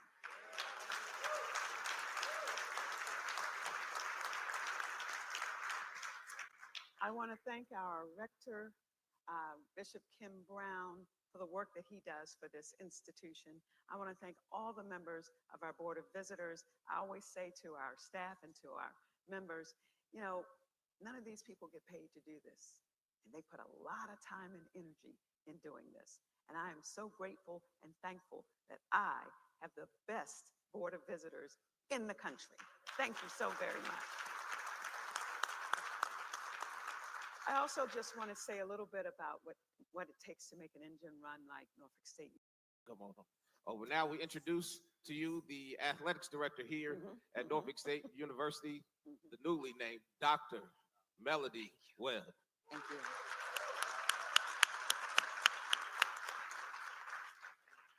Good morning, everyone. Thank you all for joining us today for this monumentous occasion. As an institution that values excellence, resilience, and leadership, we are excited to embark on a new chapter in the history of Norfolk State University football. Before we continue, I will take a moment to express my deepest gratitude. First and foremost, thank you to our president, Dr. J, for her unwavering support and steadfast belief in the vision and future of our football program and the institution. Her leadership and commitment to excellence have been the cornerstone of making today possible. To our Board of Visitors and Cabinet, your guidance, collaboration, and dedication to this university and its mission are invaluable. Thank you for your trust and your role in advancing this important initiative. And then a special thanks to our search firm, Collegiate Consulting, for their expertise, professionalism, and tireless effort throughout this process, as well as our sincere appreciation to our legal team, McGuire and Woods, for their diligence and support in ensuring every step in this process was seamless and successful. This has truly been a team effort, and I'm grateful for each and every one of you all for the contributions to this monumentous occasion. Today marks an exciting new chapter for Norfolk State football, one that reflects our commitment to excellence and our belief in the power of leadership to inspire, transform, and achieve greatness. As we gather here, it is my honor to introduce someone who will lead this program into the future. Today, I have the privilege of introducing someone who truly embodies these qualities, a leader with unparalleled experience on the field, a deep understanding of the game, and a passion for mentoring the next generation of athletes. Michael Vick is a name that resonates with football fans around the world, a dynamic player who redefined what it means to be a quarterback. Michael's legacy includes not only his athletic achievements, but also his ability to inspire and overcome challenges. His journey is one of resilience, redemption, and unwavering commitment to growth, qualities that align perfectly with the values we aim to instill in our student athletes. As a player, Michael revolutionized the game with his record-setting performances and electrifying style of play. Now, as a coach, he brings a unique perspective that few can offer. A deep knowledge of the game at the highest level, a commitment to player development, and a vision for building a culture of accountability and excellence. Mike's leadership extends far beyond X's and O's. He understands the importance of shaping young men into leaders, both on and off the field.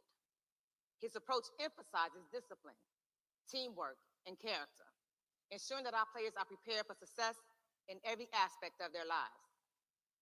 We are confident that under Coach Vick's leadership and guidance, Norfolk State football will not only achieve success on the field, but also create a program that fosters pride and unity within our campus, the 757 community, and the Commonwealth of Virginia. To make, I got family that I sincerely care about, that I love. This requires a lot of change and lifestyle, but at the same time, it allows me to serve young men in my community.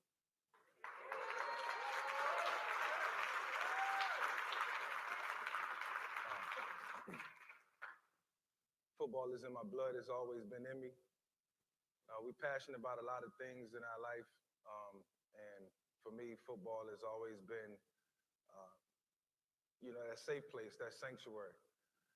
And so to be here with you guys, to be in this position, to be in this moment, and I know I should be thanking a bunch of people, Pastor Kelly for being here, being such a mentor, listening to me cry, listening to me smile, watching me smile, knowing how much this moment meant to me. I'll be up here all day thanking everybody, and I know we got a long program, and it's going to be a long day, and I just want to enjoy this moment. I want to soak it in with you all, but I also want you all to know that the mantra, behold the green and gold, stands for we see the future in you.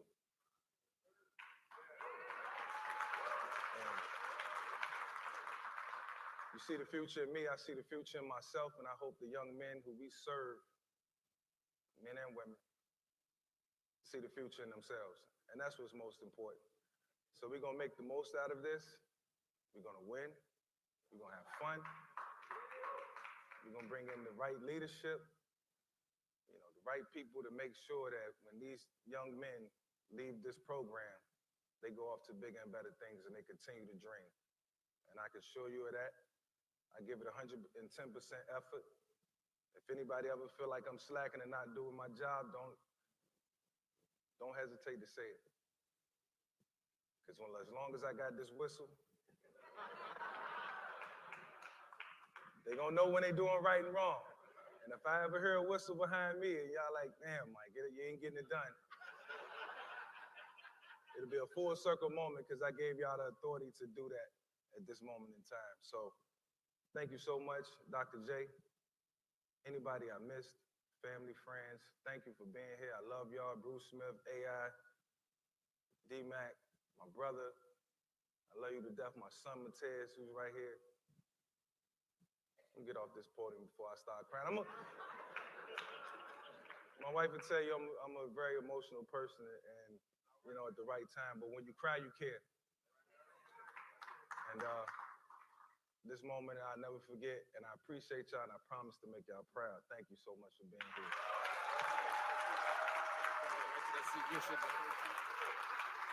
Now Taxes is getting the TurboTax app and filing your taxes yourself 100% free if you didn't file with us last year. Now this is Taxes. File free in the app by 2/18 when you switch to TurboTax Do It Yourself. November is American Diabetes Month. And while nearly half of us have diabetes or prediabetes, every story is personal. There are stories of strength. Every day is different. Not one day is the same. Hard work. No es tenerle miedo realmente a la enfermedad, es saber cómo combatir la enfermedad. And heartbreak. When she passed away, it was because of diabetes. But no matter your diabetes story, we fight for you and to find a cure. Join us at diabetes.org. No charger?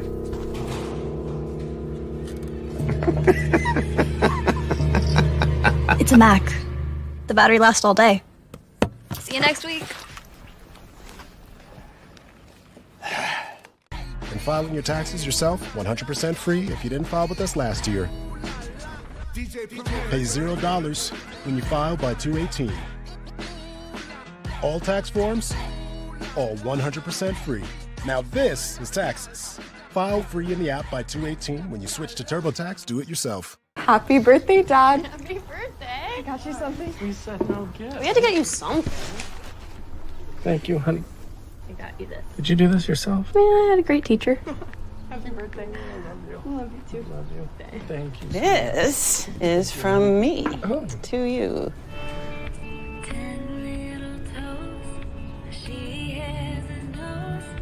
I am genius.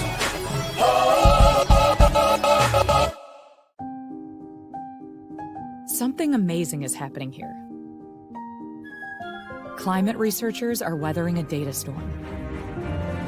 That's because CDW transformed their devices and infrastructure with Lenovo ThinkPads and powerful edge-to-cloud solutions, delivering faster insights and increased performance, giving them the scale to stay ready for whatever's next. Make amazing happen. Lenovo and CDW. There were moments where it felt like the weight was too much, but in those times, it was the women around me, my coaches, my teammates, my family, and my friends, who lifted me up when I couldn't see it for myself anymore.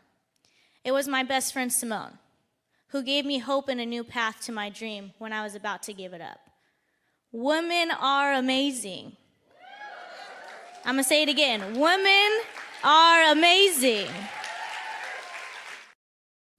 Yeah, and that amazing woman who just spoke is joining us today.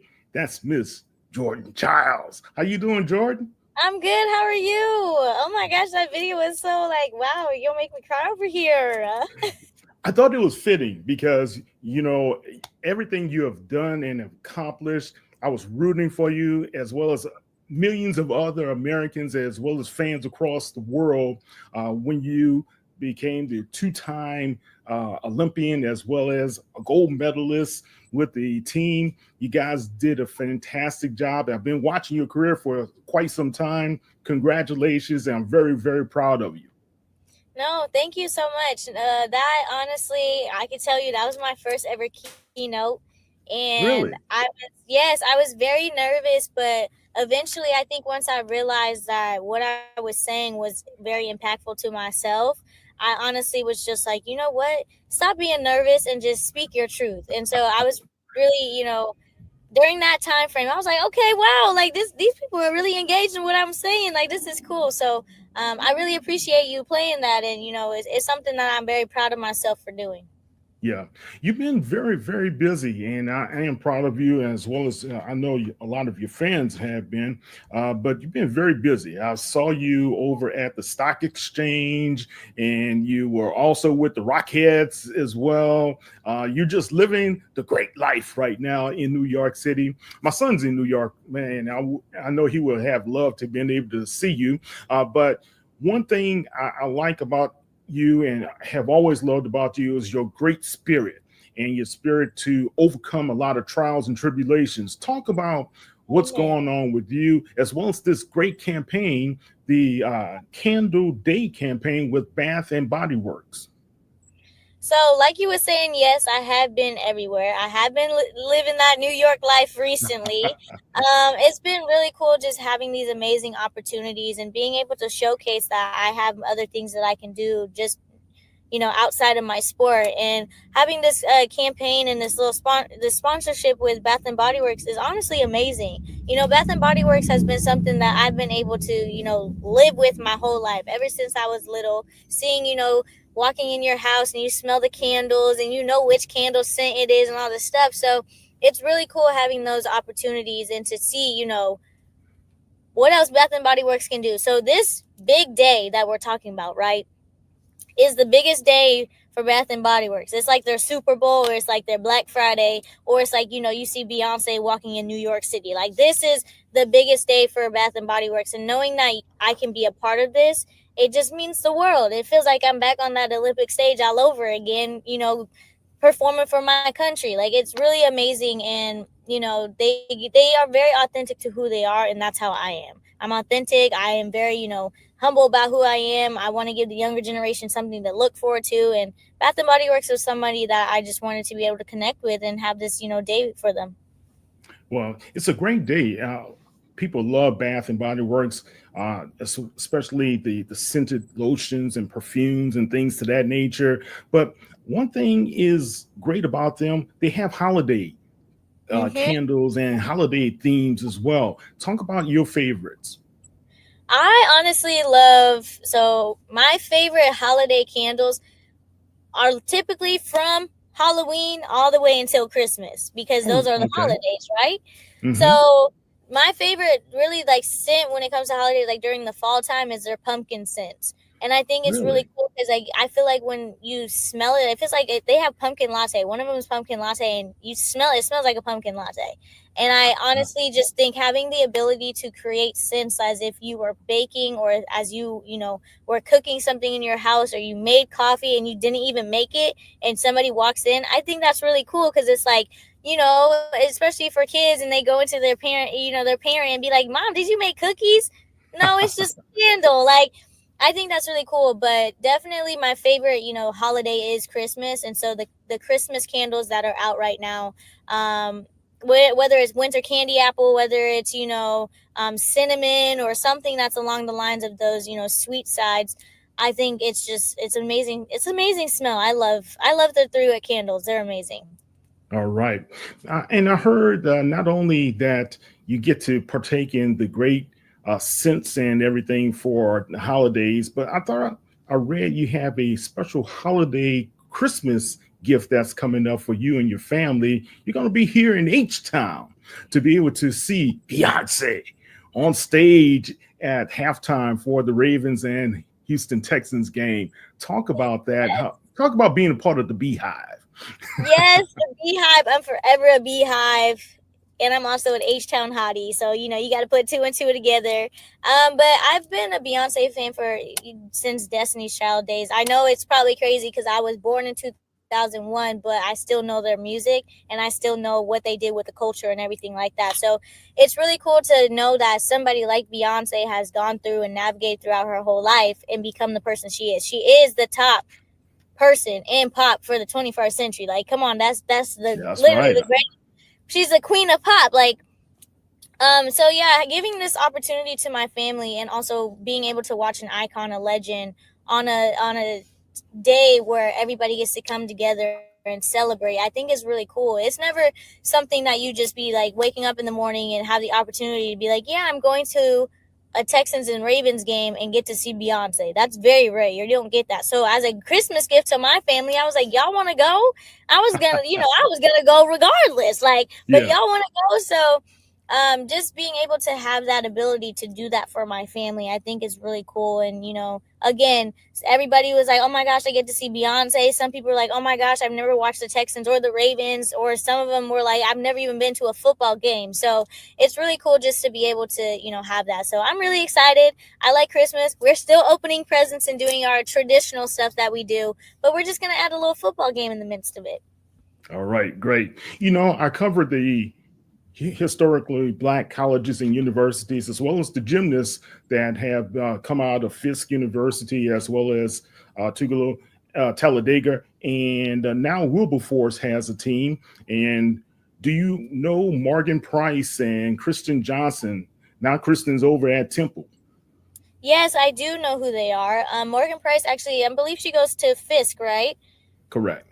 Yes, she honestly, I have seen a lot of her work, and I've seen what she's done at Fisk University. One of my old teammates I used to go to gym with, she goes to Fisk, Jordan Cromartie, and I've seen what they've been doing within Fisk. I love HBCUs. If I was, if a gymnastics community was during my time that HBCU was happening, I would have gone. But unfortunately, it did come after the fact that I committed. But I really enjoy the fact that HBCUs are being seen and being recognized, because being a woman of color, it is already hard to be seen just in general. So Morgan, I honestly, just seeing what she did, going viral for all the things that she was, records and all the stuff that she was doing last season, amazing. Like, she's honestly she's a talented, gifted athlete, and I can't wait to see what Fisk has in hold for 2025. I think it's really cool knowing that an HBCU is on the board, and there are other HBCUs that, get to enjoy their time of leveling up and having this opportunity. Yes, national champion in her second year. And last Yeah. question before we get off the line, talk about what's next for you. What can the fans expect to see from Jordan Childs? Well, I am heading back to UCLA, which I'm really, really excited for. So hopefully everybody gets to enjoy the 2025 season as much as I do.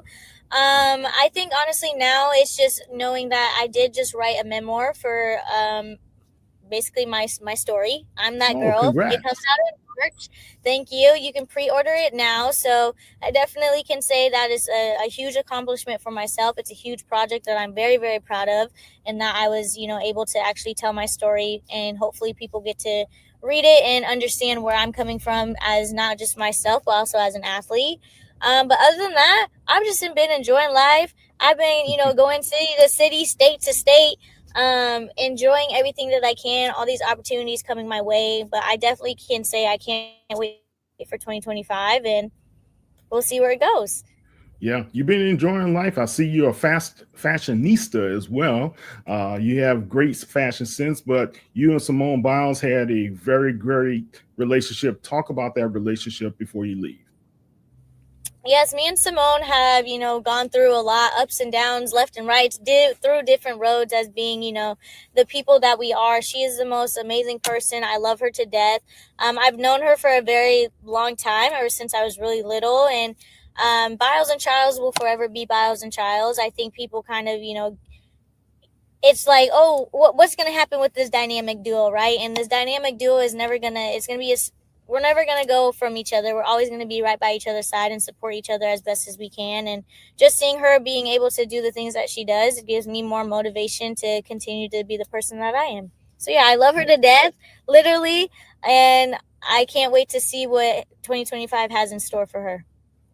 Biles and Childs, I love that. But tell everybody one more time the name of your memoir. The name of my memoir is I'm That Girl, Living in the Power of Your Dream. Girl. All right. Well, congratulations to you. Have a great holiday, and hopefully I'll get a chance to see you at the Texans game. Yes, thank you so much, and happy holidays to you. All right. Take care. Guys, that's Miss Jordan Childs, Olympic champion. Take care. Bye-bye. Bye. All right, guys. We're going a little bit deep. I'm an insomniac. I work late, talk late, do things late, but I just want to give you guys a glimpse at some of these Celebration Bowl interviews that we had. The interview with Jordan Childs, of course, was very special. Her being a gold medalist and Olympian, especially good friends with Simone Biles. I'm going to take you guys deep back into some old interviews that I had, some archived interviews in this program as well. So stay with us. Let's see what we could do, try to bring out the old year and bring in the new year.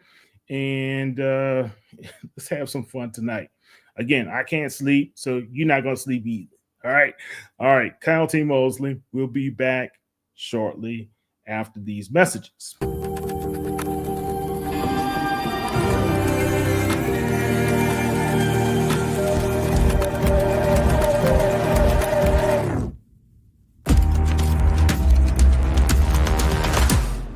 So I trust everyone's read the prospectus. Lance? Why don't you take us through it?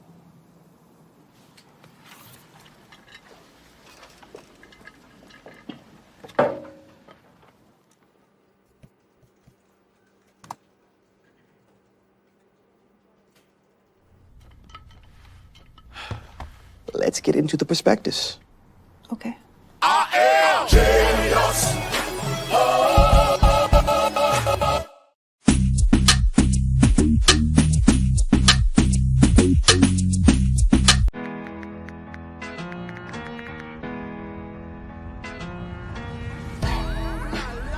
Now Taxes is getting the TurboTax app and filing your taxes yourself 100% free if you didn't file with us last year. Pay $0 when you file by 2/18. All tax forms, all 100% free. Now this is taxes. File free in the app by 2/18 when you switch to TurboTax. Do it yourself.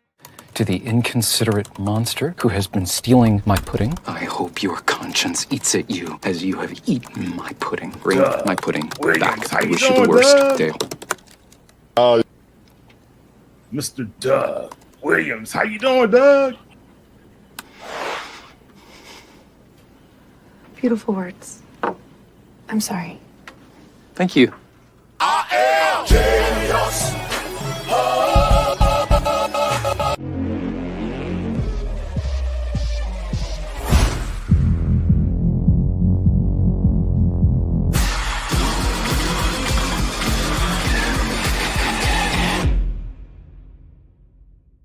Now Taxes is getting the TurboTax app and filing your taxes yourself 100% free if you didn't file with us last year. Now this is taxes. File free in the app by 2/18 when you switch to TurboTax. Do it yourself.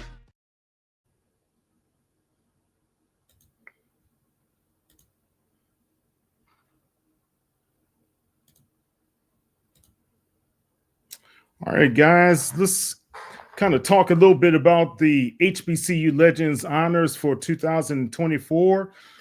The Woman of the Year, voted by not Kyle T. Mosley. A lot of people, I got some flack. People were saying, oh, Kyle, how did you come up with that? No, it was by fans and media. And Dawn Thornton is the HBCU Sportswoman of the Year for HBCU Legends. And the Man of the Year is Doug Williams.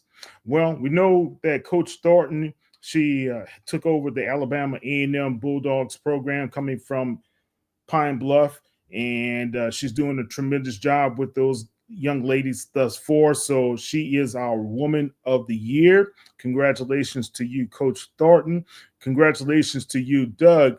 Now, why is Doug Williams our Man of the Year? Doug, of course, he runs the Black College Football Hall of Fame, the HBCU Legacy Bowl, the HBCU Combine. But Doug was also promoted this season to another level within executive level within the Washington Commanders franchise. And he's done an excellent job there. But also, he's brought more and more of these young men who I think this year we'll be able to get over the hump and get more of these young men into the NFL draft. Now, good thing last season, quite a few of the HBCU Legacy Bowl young men also were signed as undrafted free agents. We want to get them from the undrafted free agent status into actually being drafted, like what we've seen in 2022 with James Houston and the young man who went from Southern to Chicago, as well as Super Bowl champion Joshua Williams with the Chiefs. So we would like to have more of that happen, and I think we will have more of that happening. So just be on the lookout there. Now, I know you Jackson State guys like to see this. The student athletes of the year, I selected these. I did selected these guys per conference: Irv Mulligan, Eric Phoenix, David Wright, Jada Byers, as well as Drillin Ellis from the independent side. Great young talents, those guys. Congratulations. We applaud you. Of course, TC Taylor is our coach of the year, as well as Eddie George. So it was a tie between those two. It was very interesting to see how TC Taylor and Eddie George were so close in the voting, and at the end, they were tied. Ashley Robinson, we had a great conversation with A.D. Robinson earlier today.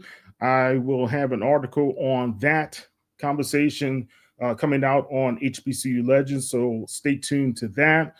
He is our athletic director of the year, voted by everyone. The HBCU Conference of the Year is the SWAC. Now, what was interesting about this is HBCU Athletic Conference that's run by Dr. Kiki Barnes. That came in second. And it's not a fledgling league, because it used to be the Gulf Coast Athletic Conference.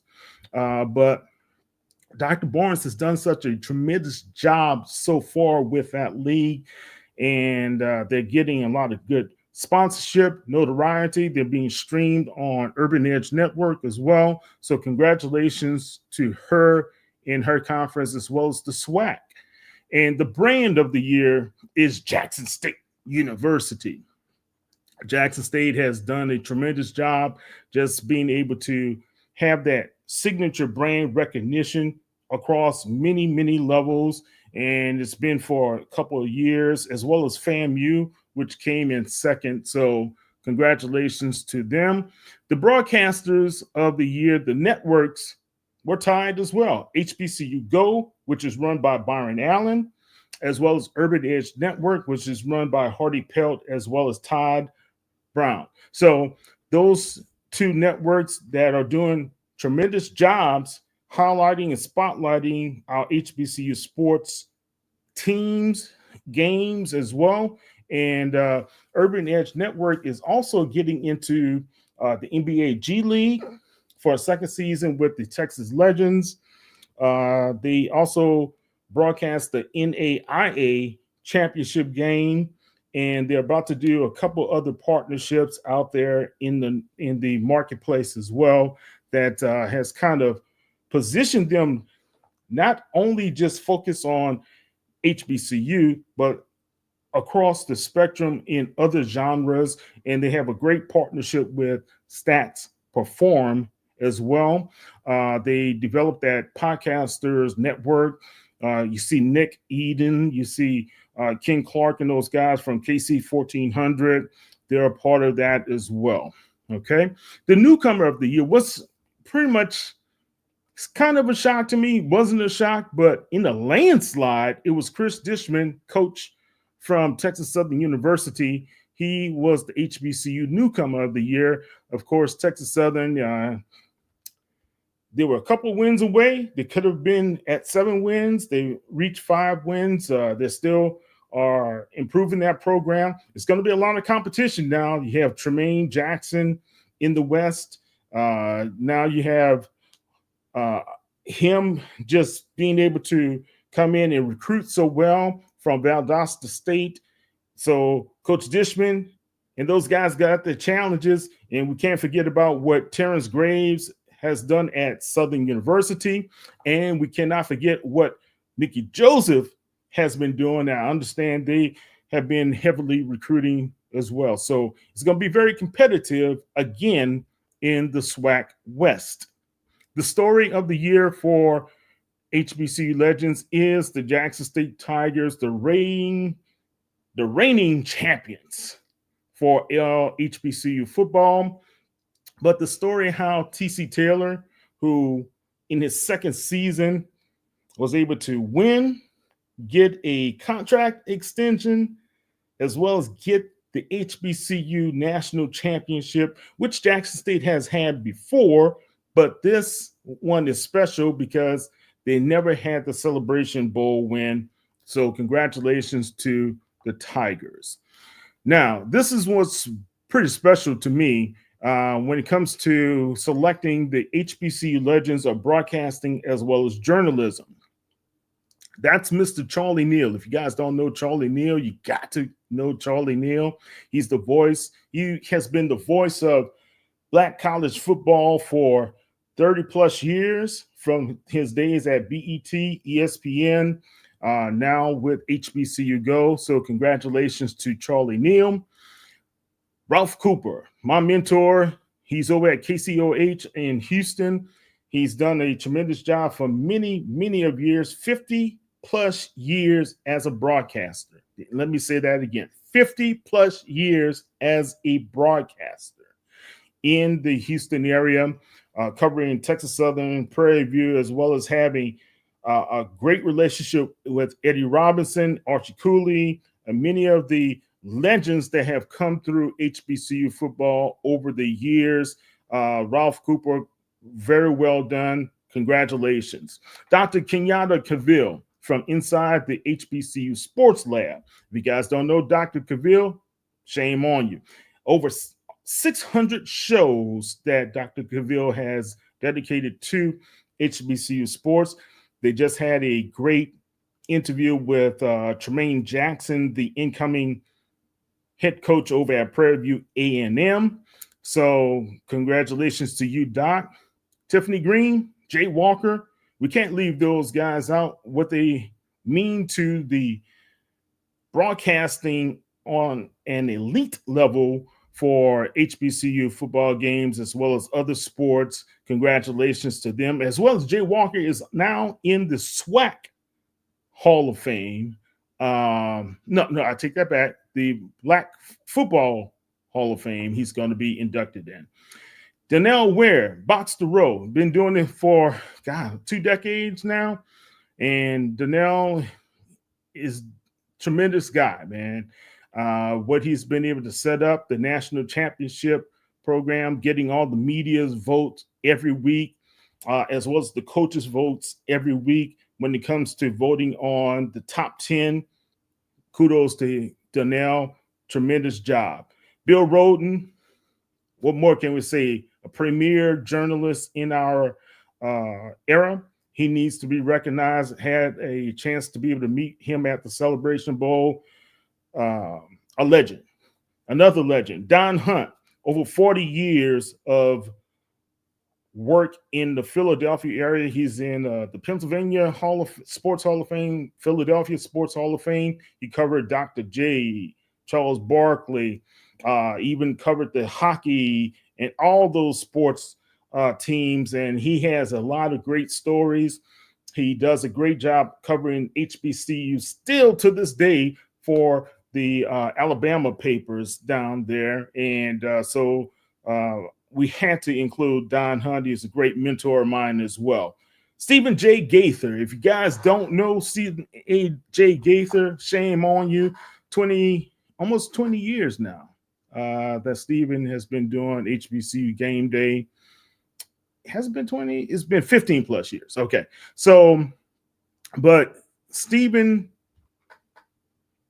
got a lot of his, they were on the forefront before most people in HBCUs were on the forefront using video, the website, up-to-date breaking news and things to that nature. Mr. Moore did it great with Onedin, but Stephen has done it for a great long time in our era. A lot of different careers have branched off from the HBCU game day sector. You see Simone, what she's doing. Wilton Jackson, he used to be with them. Tolly Carr, all those guys. So congratulations, Stephen. Charles Edmonds, over 30 years, the voice of Alcorn State Radio.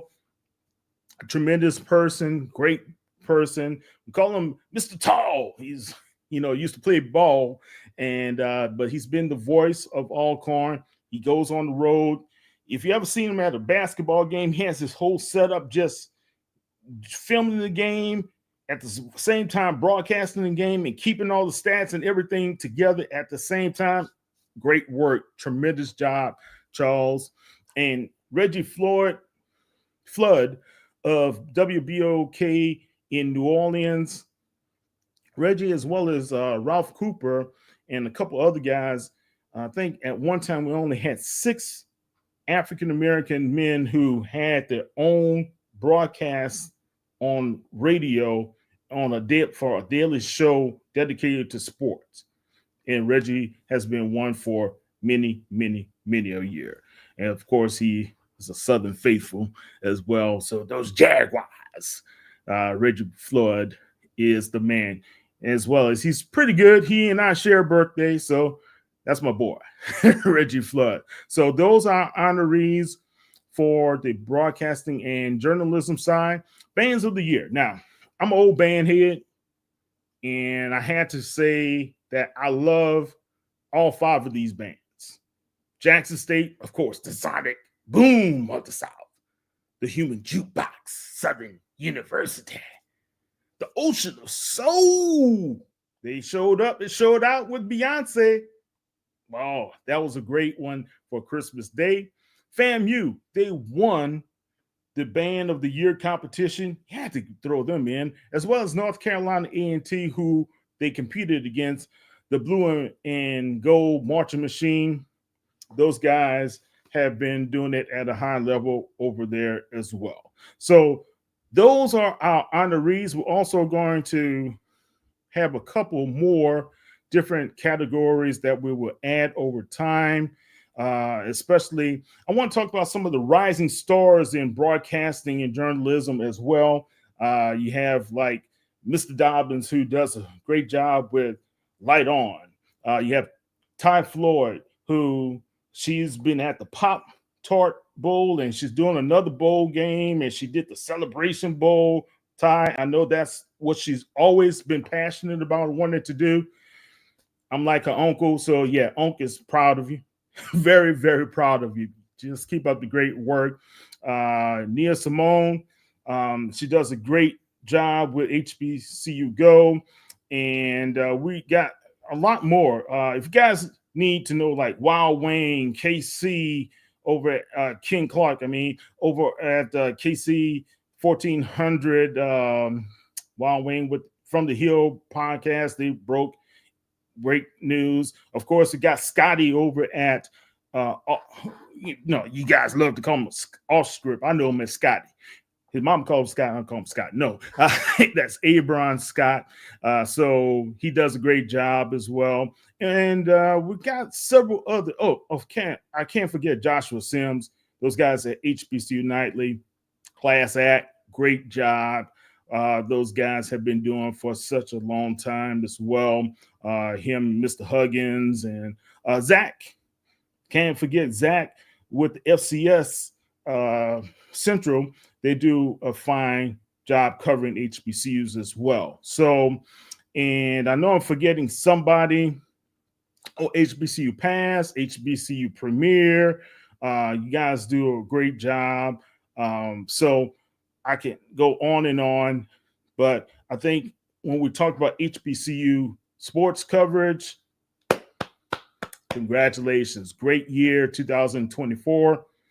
I am very, very interested to see what you guys do for 2025. Okay, so let's talk a little bit about sports with the man of the year, Mr. Doug Williams. Doug Williams, how you doing, Doug? I'm doing good, Kyle. How you doing? Doing well, man. It's always great to chat it up with you, and now to have you here with us on the Black Sports Insiders. Talk about what's happening out in Washington right now, the exciting things that young Jaden Daniels is doing for the Commanders. Well, it is a lot of excitement. Kind of like Dan says every day, just one by one, just play football. And basically that's what we're doing. We're not worried about what we've done already. Is what's in front of what we got to do. So, for me, it's just been a good ride in the last 8 weeks just to see the guys play inspired football and the young quarterback play up to his abilities. Yeah, he's really setting the world on fire, especially that Hail Mary this past Sunday against Chicago. How was it in the building to just watch that happen, Doug? Oh, you got to be a part of it to really to understand how it really feels. You 2 seconds left when something like that happened. I think most people thought it was over with, but it goes to show you that it's never over until it's over. Because it worked out. We had played lights out football for 3 quarters, and the defense, played their hearts out. The offense was the one that had opportunity. We didn't take advantage of it then, but I think Chicago caught up with us and took the lead, but we never gave up. So at the end of the day, that's what it all boils down to. Yeah. And before I let the rest of the panel ask you a couple of questions, you, Jaden, and Michael Vick had an iconic moment. That photo that you posted of the 3 of you guys just together at that moment, how did that feel to have those young guys who really admire and look up to you be in one spot to be able to talk and share ideas? Well, let me say this: for the old guy in the building, it was good for me, to be able to take a picture with those 2 guys. Michael Vick. You know who Michael Vick is. You know who he was. You watched him play, and now we got Jaden. And for me, just to be able to take a picture with him to have as a keepsake, is something that you just don't do every day. So to me, that picture means a lot. Great. Now, Doug, we have a Southern Jaguar. She likes to pick at people every now and then from Grambling. Keisha, any questions for Doug? Well, let me help her. I got a Southern Jaguar in my family too. My sister graduated with Southern, so she must be real smart. The Jaguars don't scare me. We'll see about that at Bayou Classic. We'll see. Well, hey, look, I never got into that. That's for the fans. I'm gonna let y'all handle that part of it. I'm just saying. Well, it is. It's always good to see you, as Kyle said. So my question would be, when you look at a young quarterback like Jaden, how do you, I would say, form yourself as a role model to him? Because I know he looks up to you. I mean, you're a legend. So how would you say you would be a role model to someone like him? Well, I've known Jaden longer than this year. That's the good thing about it. I've been knowing him since 2018. I met him when he was out at Arizona State.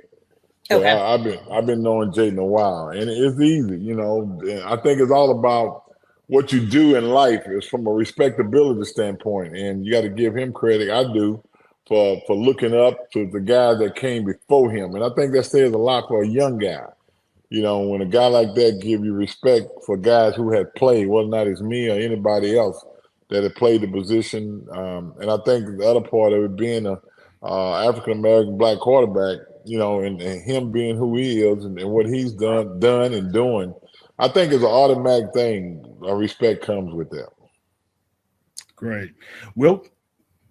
Hey, Doug, how's it going? Good.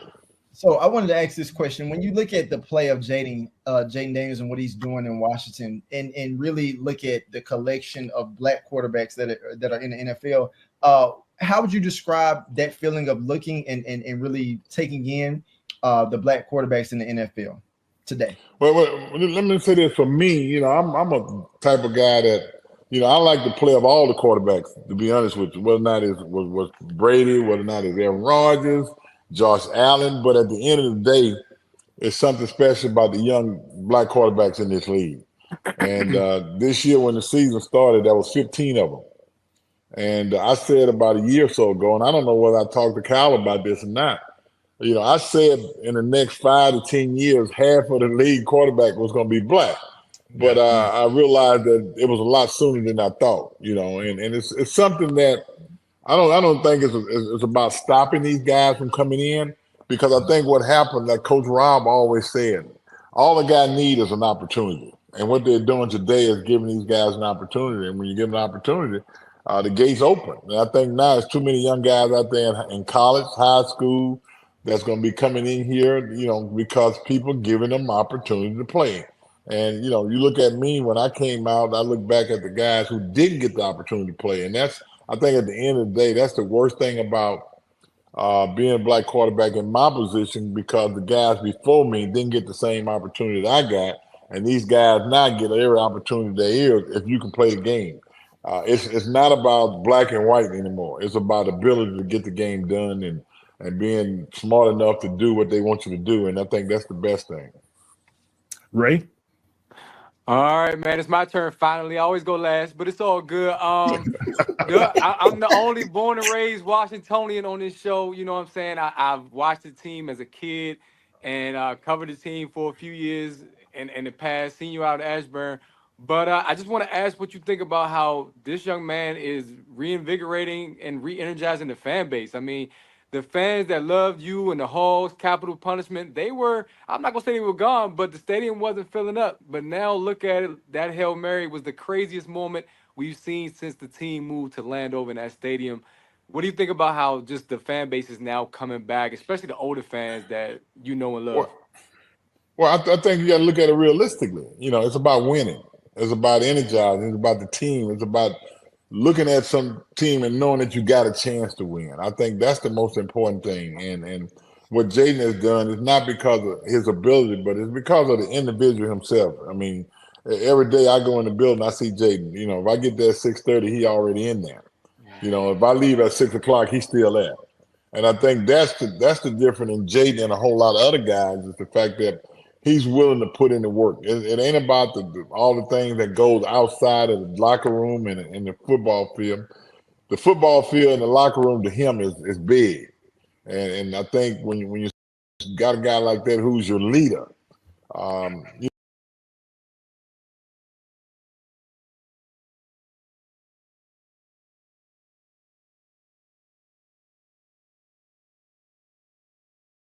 you don't have a lot to worry about. And I can say this, in a quick time, Jaden had come in there, and I think every player in that locker room respects Jaden Daniel. He's just a rookie. I'm doing training camp. Sometimes, like I used to stay on the sideline, I just watch him, and I watch the guys that he was hanging with, who walk up to him, and it was all older guys. And in this business, if you got that kind of reputation where the older guys tend to deal with you, and you got one guy play defensive line. I saw him go there and they started joking. And this guy been here 7 years, and I ain't see him laugh in 7 years. And I think that in itself says a lot who Jaden really is as a person. Well, that's great to see that the young as well as the older guys are gravitating to him and responding to his leadership. Let's move on to the HBCU Legacy Bowl. This year is going to be the 4th installment, right? Right. You guys have done a tremendous job. You, James Shaq Harris, as well as your staff, and Keisha Wilton and I, we have covered that game for the past few years. Talk about the importance of that game still today. Well, and that's good, because I don't think the HBCU community really takes to that game, and that's what we're hoping for, because at the end of the day, it's the game, but there's a lot more to the game. It's the job fair that we have. And, we know the guys who play the game gonna have fun, but we put the job fair in not for the players, it's for the students that go to HBCUs, get an opportunity to interview and get a job. And I think, to me, that what makes the Legacy Bowl. The job fair makes the Legacy Bowl. I mean, anybody can have an all-star game, which I'm glad we got it, because now we give a guy who has the ability to play in the league, that you give people a chance to see them and to showcase their talent. We have a combine and all that into that game. Like now, the last few weeks we've been on the phone, on FaceTime Trying to find out who the guys are, picking the guys, and trying to get the best guys that's in HBCU to be able to play in this game. But I'm telling you, for me and for James, man, the biggest thing for this whole organization and this game that weekend is actually that Thursday and Friday, the job fair. Yeah, I recall last year when I went to the job fair and all the companies that were there, I think there were quite a few, especially Allstate, your title sponsor. They gave people jobs on the spot. And last year when they walked in, Kyle, they hired 31 guys. Allstate did. Yeah. And we had over 100 companies there. This year we should have more. I just wish Southern University, Dillard, and Southern New Orleans, and Xavier, Grambling would participate a lot more, man. Because I think what happens, the people who work at these institutions don't really let these young people know what is happening. And here's the opportunity. Everybody who go to college, get your degree to eventually get your job. Now you got a place down in New Orleans with this job fair. You got over 100 companies there. I mean, we had 13 NFL teams there. We had a couple of basketball teams there. If you want to work in sports, you got a chance. We had the CIA there. We had a lot of school districts there. I mean, we had everything up under the sun that you would want. A lot of banks there and stuff. So it's there if you want a job. If you're just going to school, that's one thing. But if you want a job, that's the place to be. And I just hope that the administrators at these schools would understand what is happening and get these young people out to these to the job fair. Yeah. Look, I spoke to, I think it was 6 young people from Alabama State. They said, we heard about the fair.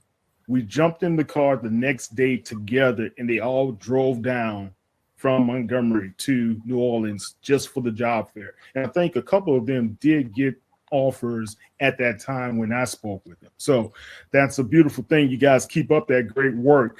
Talk about what's happening with the combine. How do you guys actually go about inviting these young people who are the best of the HBCUs to that combine? Well, fortunately, we have the combine is kind of run like the one up in Indianapolis, but it's not exactly like that. And a lot of our guys not gonna get a chance to go there. We already know that, so that's why we had this mini combine. And the good part about that, the NFL works with us. So what we do is, we ask all the NFL teams to give us the best guys that you've seen during the year. They might not have a grade on them, what have you, but they'd say this guy here deserves to be in that combine. Because now they want to take a good look. Like last year, we had all 32 teams down there at the combine and at practice. So they want to see too, because they might not be sure about some of these guys. So with the help of the NFL and they provide all the scouts and everything to run that combine. So that what makes it even better. Is in the Saints facility in the indoor. And that's how we really get the combine going. They give us a list, and then we pick the guys. We got a whole staff that picks the guys, and we want guys that can not just to be in the combine. We want guys that can shine and stand out in the combine, where they can see that we got guys that can play in the league. Yeah, one of your offensive player of the years, he is doing it very well at the most valuable player at the Legacy Bowl is doing very well for the Los Angeles Rams right now, Xavier Smith.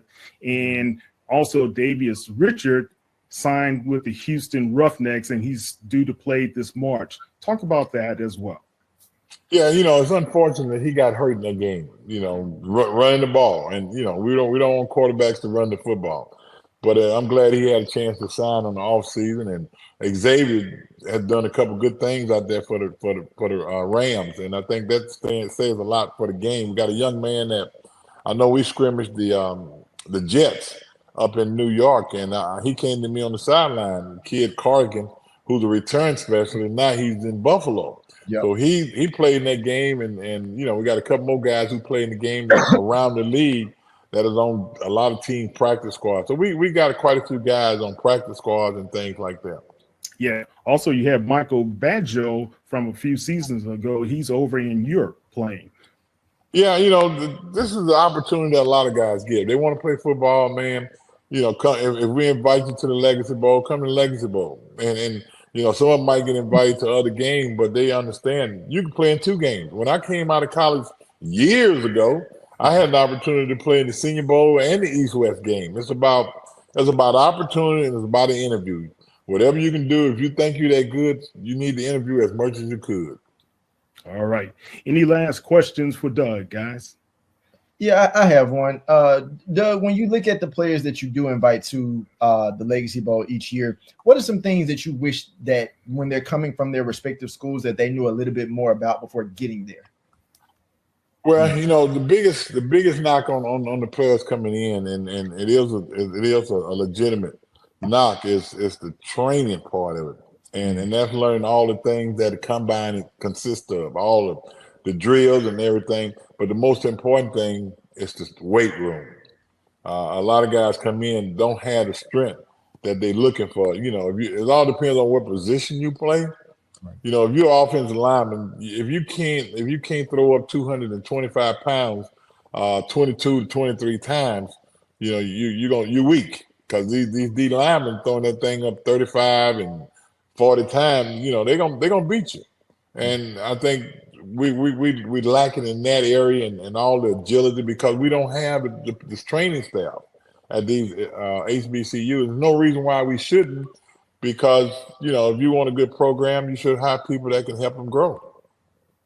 I have one final question, Kyle. I do too. Go ahead. But mine is going back to the job fair. And I know that Steve Weish and Kevin Kaplan, we had talked about this last year.